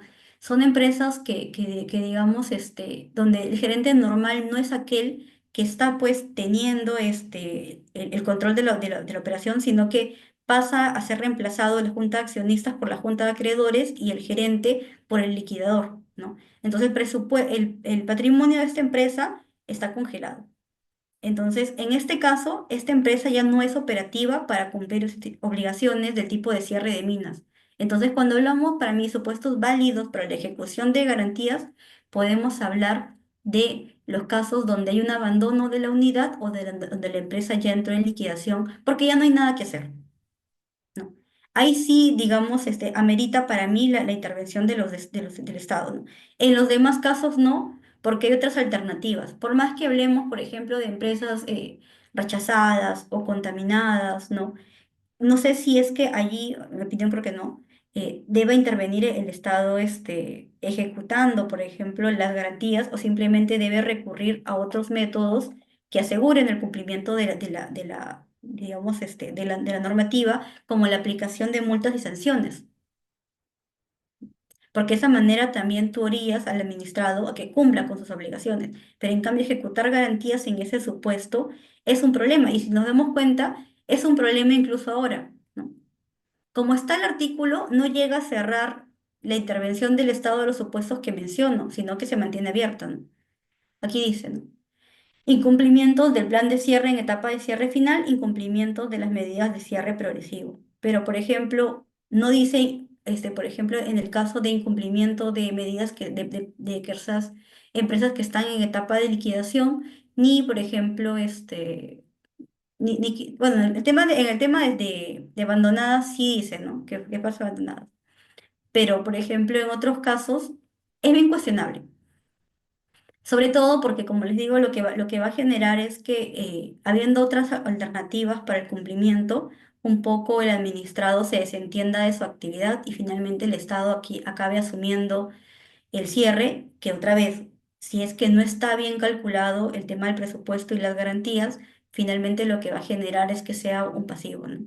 Entonces, es un tema para mí el tema de las garantías, bastante preocupante y el tema también de la amplitud del Estado, ¿no? Y como les dije, también otra cosa es el tema de que un reglamento únicamente busque limitar la responsabilidad del funcionario que está ejecutando este procedimiento al tema del monto, cuando estamos olvidando un tema de fondo, que es el tema de la responsabilidad por la demora entre que ejecuto y que comunico al tercer especializado. Eso por un lado, ¿no? Lo otro que también podemos discutir es esta costumbre que se está generando respecto de esto que está pasando en el país y que es bueno que lo hablemos aquí, ¿no?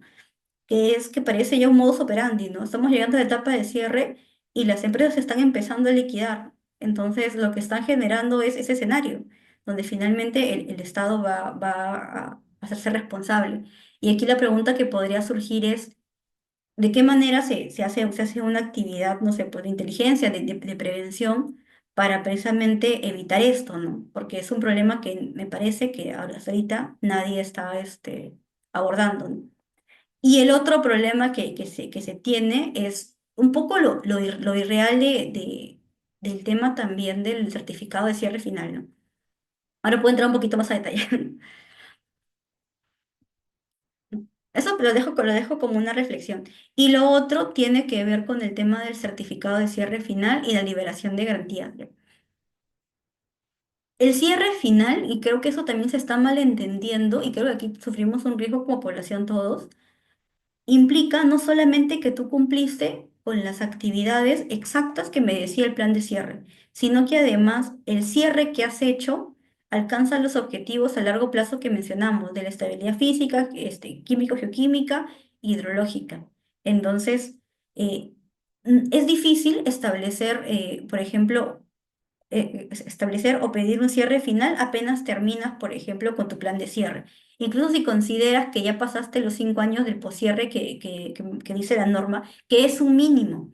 El poscierre no quiere decir que en 5 años ya todo está ok, sino que te dice que el monitoreo lo haces por 5 años como mínimo y hasta que se garantice la estabilidad. Si, por ejemplo, pasa aquí que después de 5 años, un titular ya considera que ya cumplió con el plan de cierre y pide pues certificado de plan de cierre para que le devuelvan las garantías y en el año 6, en el año 7, en el año 8 eso falla, el responsable va a ser el Estado y ni siquiera va a contar con los medios. Entonces, esa, no sé, expectativa, yo creo que finalmente acaba siendo pues trasladada a la población, ¿no? Porque de aquí ya se retiró con todo el tema de sus garantías y simplemente el único que va a poder asumir eso es el Estado. Entonces, en el tema del tema de cierre de minas, hay que tener en cuenta de que no es exactamente el cumplimiento del cierre la finalidad del instrumento ni la normativa, sino los objetivos que tiene la normativa de cara de que se alcancen estos niveles de compatibilidad de los componentes con el ecosistema, ¿no? Entonces, vi que sí levantaron las manos, Ryder. Me gustaría quizás interactuar con el público para saber qué aspectos quieren que les refuerce, porque en verdad el tema es tan técnico que sí sé que hay aspectos en los que quizás quieren que les vuelva a implicar, a repetir algo, ¿no? Muy bien, doctora, muchísimas gracias. Sí, en estos momentos puedo dar pase a la ronda de preguntas, pero ya saben, una pregunta por estudiante, cámara activa, nombres completos, nombre y apellido para darles el pase al audio. A ver, tengo algunos comentarios porque no cierran la pregunta. Por favor, estimados colegas, si van a realizar alguna pregunta, que sea puntual, ¿sí? Y también con lo que es la ortografía, sobre todo, les agradecería. Estimado Camilo, está. Muy buenas noches. Adelante. Gracias.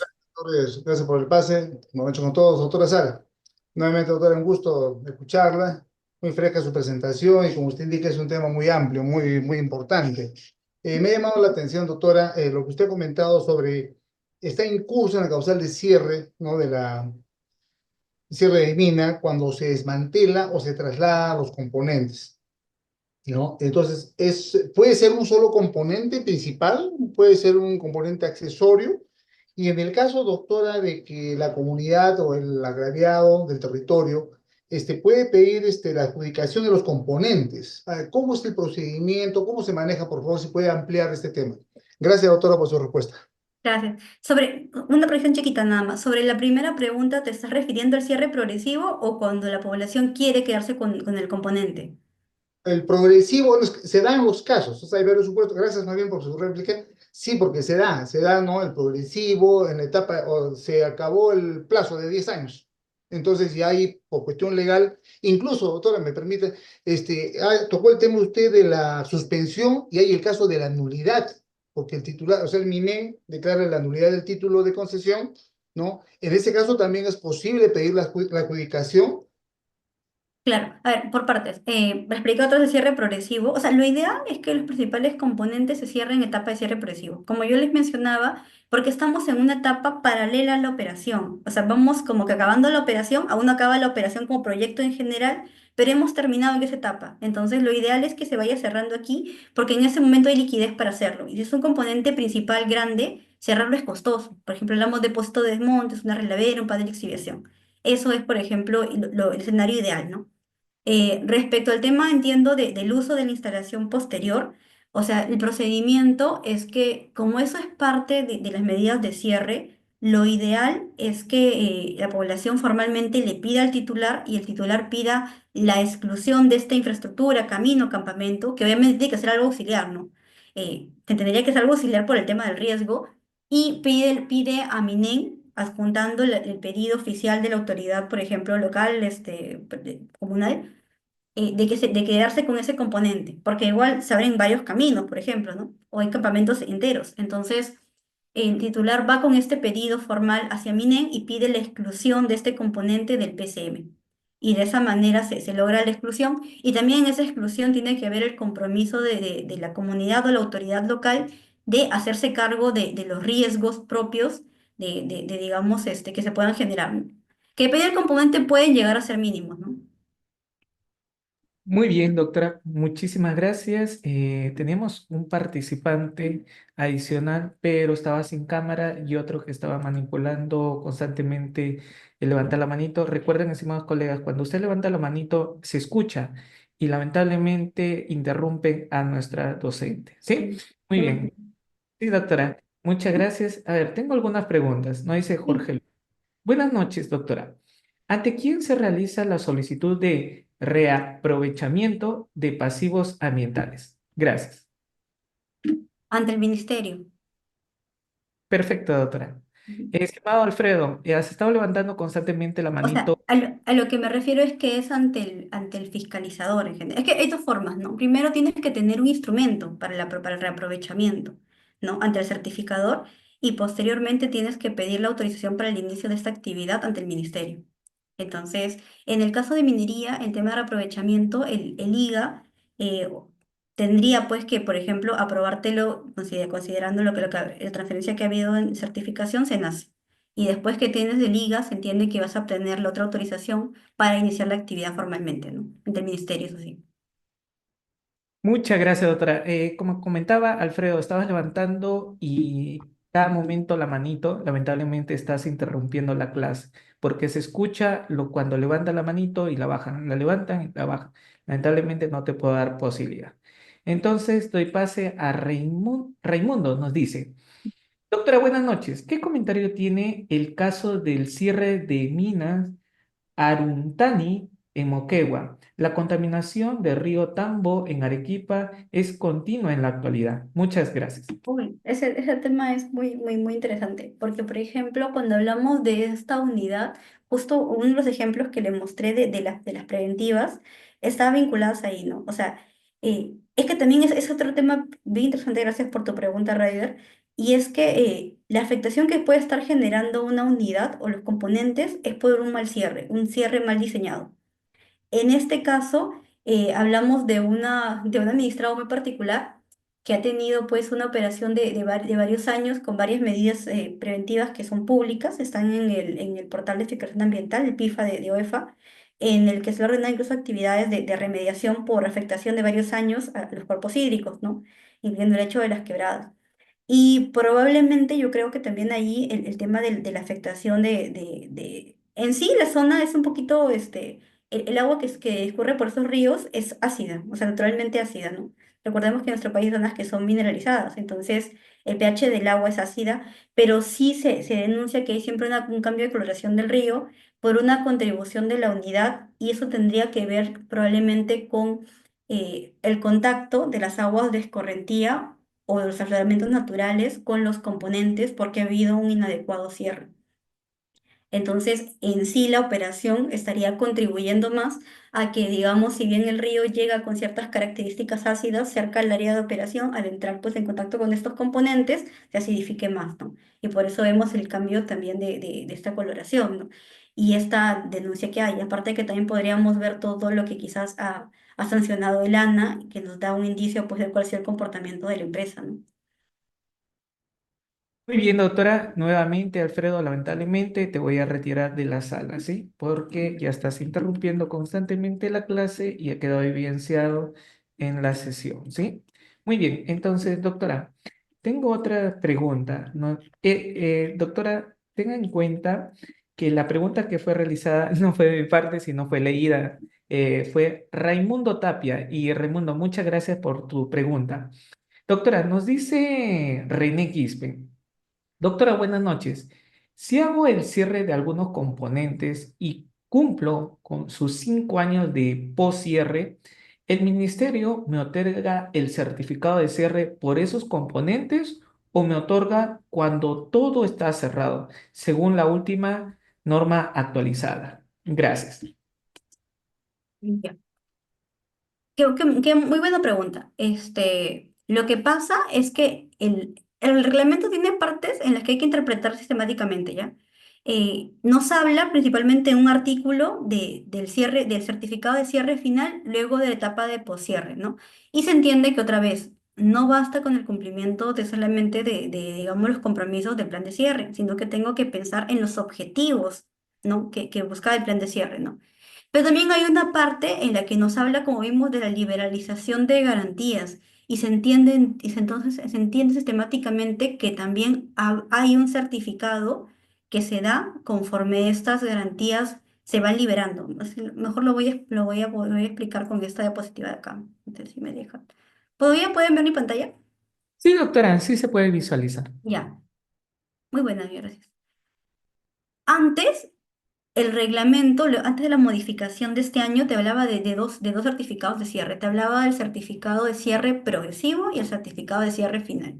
Entonces, ahora el reglamento, que es el artículo 32 del reglamento, ha variado y solo nos habla del certificado de cierre final y nos dice que es luego de etapa de poscierre, que dura mínimo 5 años hasta que se garantice la estabilidad, ¿no es cierto?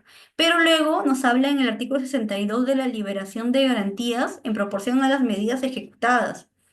Entonces se entiende que debe haber otro certificado, que se entiende que no es el de cierre final, pero que también debe emitirse para poder, digamos, liberarte las garantías. Entonces tienes que hacer una lectura allí de sistemática del reglamento para entender que sí, o sea, deberíamos hablar de dos tipos de certificados dependiendo de la etapa, ¿no? Muy bien, doctora, muchas gracias. Nos dice Enrique Ocas. Muy buenas noches, doctora. ¿Qué tan eficiente es la fiscalización del Estado en la etapa de cierre de minas? Porque se observa en todos los lugares donde ha habido operación minera. Pasivo mineros. Gracias, doctora. Lo que pasa es que cuando hablamos de la fiscalización del Estado tenía muchas etapas, ¿no? O digamos la fiscalización ambiental. En un principio estuvo en manos del ministerio, el ministerio contrataba a unos terceros, ¿no? Auditores que iban y fiscalizaban, luego ha pasado Sinermin y luego se ha creado EF, ¿no? Hablamos del cierre en sí mismo, ¿no? Y el cumplimiento del plan de cierre.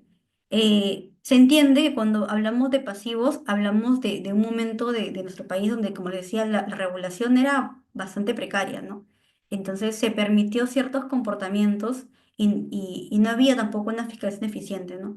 Actualmente se entiende que el sistema en sí, el sistema de fiscalización ambiental y la normativa ha asignado adecuadamente pues las competencias por cada tipo digamos, titular minero, ¿no? Como les dije ahí, de la minería y SOEFA, la pequeña minería artesanal y el pequeño productor minero es el GORE, que también es el mismo para la minería informal y legal, ¿no? Pero se entendería de que estamos ante un sistema más ordenado, hay mayor conciencia de la actividad del fiscalizador y tendríamos pues o un organismo incluso técnico especializado dedicado únicamente a eso, que no pasaba antes cuando esta actividad, por ejemplo, estaba quizás como Sinarmin o con este ministerio. En el ministerio era más obvio, ¿no? Porque ¿no? La entidad que promocionaba o tenía el rol de fomento del sector. Entonces, por eso también que estuviera dentro de la entidad sectorial que fomentaba la actividad del sector, era controversial que estuviera la certificación como la fiscalización, porque se podía considerar que no iba a haber pues mucha objetividad en esa labor, ¿no? Porque no puedo promocionar algo al mismo tiempo y ser sincero quizás respecto de si estaba contaminando o no. En el caso de Sindermin también consideramos que como ellos tenían otro tipo de tareas, incluyendo la regulación de sectores económicos, porque se creó como regulador para eso, y que minería no hacía pues en sí una regulación tanto económica, sino que doctrinariamente social se podría considerar, no era su prioridad, ¿no? En el caso de OEFA es netamente orientado a la fiscalización ambiental de ese sector. O sea, podría decir que debería haber mejorado pues la eficiencia, ¿no? Pero claro, la eficiencia también va de la mano con el tema de contar con buenos instrumentos de gestión ambiental. Y ese es el problema que estamos viendo en cierre. No están bien determinados los costos de garantías. Recién con la modificación del reglamento, estamos viendo que por primera vez, desde el año 2003 que se dio la ley, el ministerio va a aprobar recién su primera metodología para calcular las garantías. Y estamos viendo también que el cierre puede ser deficiente. Y tiene sentido que el cierre sea deficiente, bueno, en cierto punto, considerando que el certificador, salvo la labor que hace SENACE, no sale a campo. Ahora, recordemos que también que en esta transferencia de funciones de certificación, los temas de cierre se han quedado con Minen y los temas de explotación van a SENACE. Entonces, en este caso, pasivos, todo lo que es certificación de cierre de minas y pasivos ha quedado con Minen. Y Minen no es un pues certificador que a diferencia de SENACE ha empezado a hacer labores de campo. Entonces, como que también cree mucho en el tipo de cierre que está proponiendo el administrado, ¿no? Y a veces si es que este tipo de cierre no está acorde a las condiciones reales de la zona, se va a generar un problema.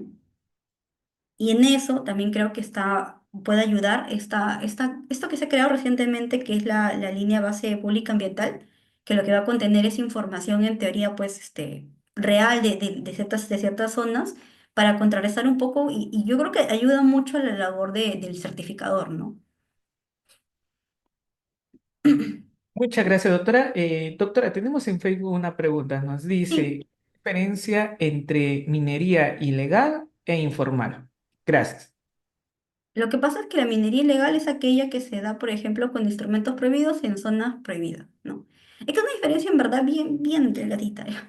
Y la minería informal en teoría es aquella que está en proceso de formalización. Sin embargo, eh, con esta tergiversación que ha habido de este instrumento tan importante que es el Reinfo, es muy difícil hablar de la diferencia entre minería informal y legal, ¿no? Porque, por ejemplo, se entiende que el proceso está con pequeños productores mineros o artesanales que van a calificar dentro de ese estrato que quieren formalizarse.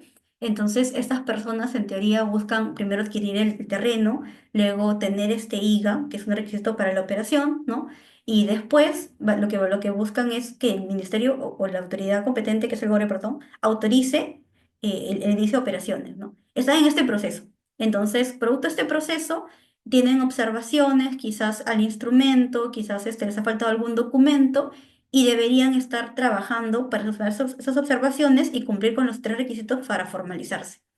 El marco legal vigente ha establecido que ellos van a estar dentro de un registro y mientras permanezcan dentro de este registro, ellos no pueden ser tratados como, por ejemplo, mineros ilegales y no pueden ser pasibles de acciones de interdicción.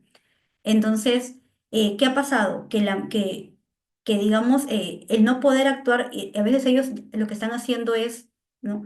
Invadiendo concesiones, acoplándose quizás a algunas actividades ilegales, y respecto de ellos, al no proceder la interdicción por esta protección que ha comenzado a tergiversarse por el tema del reinfo, se están comportando en el fondo como ilegales, solamente que tienen un marco distinto y la verdad que tienen una especie de escudo, ¿no? Entonces, por allí quizás la forma mejor de lidiar con ellos es hacer una depuración y una revisión de todo este marco legal del reinfo, ¿no?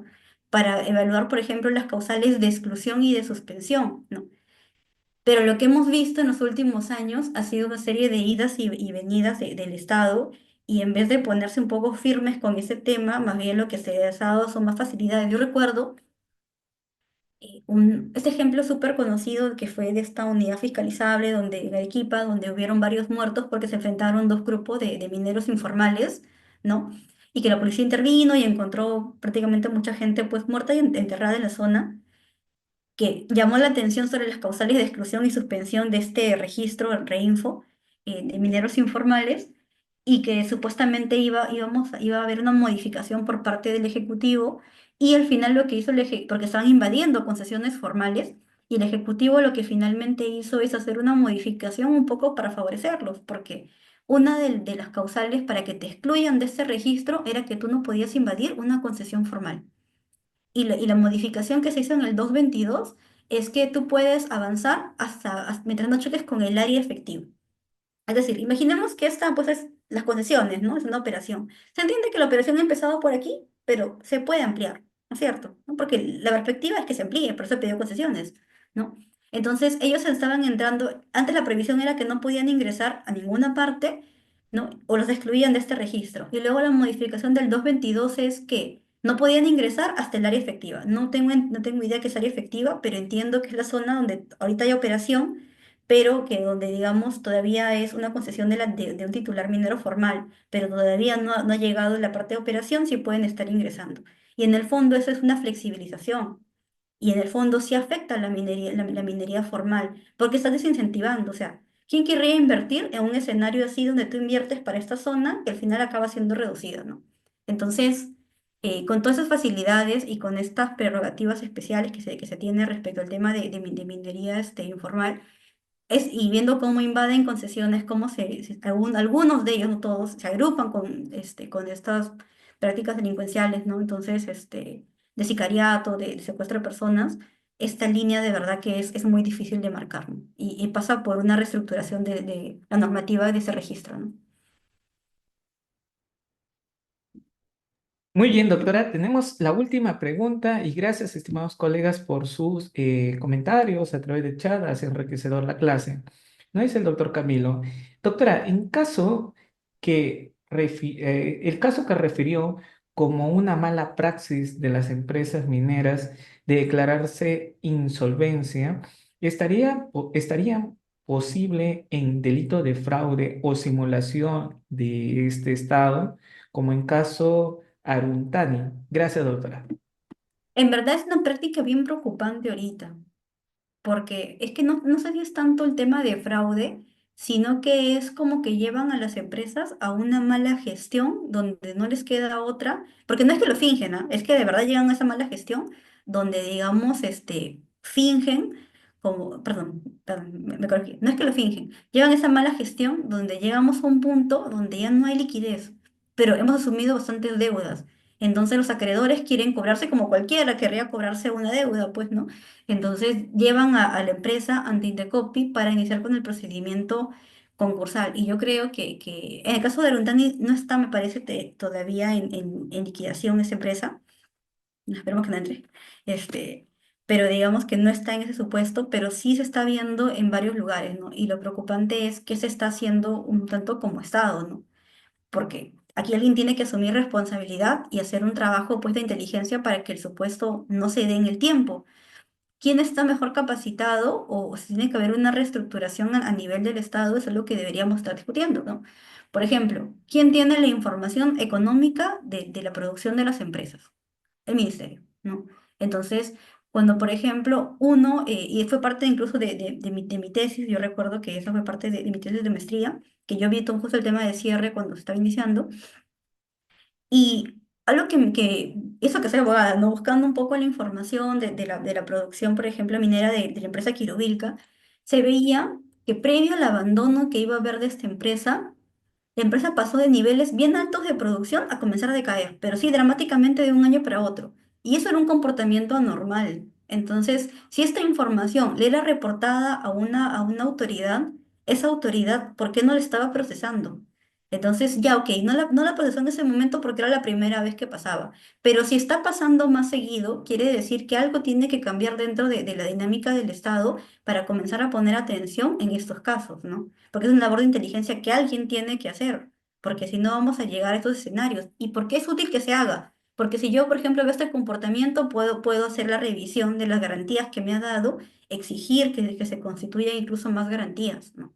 Entonces, me parece que aquí el Estado un poco que se está quedando y finalmente cuando la empresa está en liquidación, hasta que se dé el procedimiento de ejecución de garantías, las garantías no alcancen, pasa el procedimiento de declaración de abandono, se contrata el tercero especializado, de acuerdo a la norma de contratos del Estado, puede pasar años. Y durante esos años se entiende que el impacto de las actividades, de las unidades sin control, lo está asumiendo la población que está más cerca. Entonces, alguien tiene que comenzar a verlo con un enfoque mucho más preventivo y pensar, como les digo, en un análisis incluso de inteligencia, ¿no?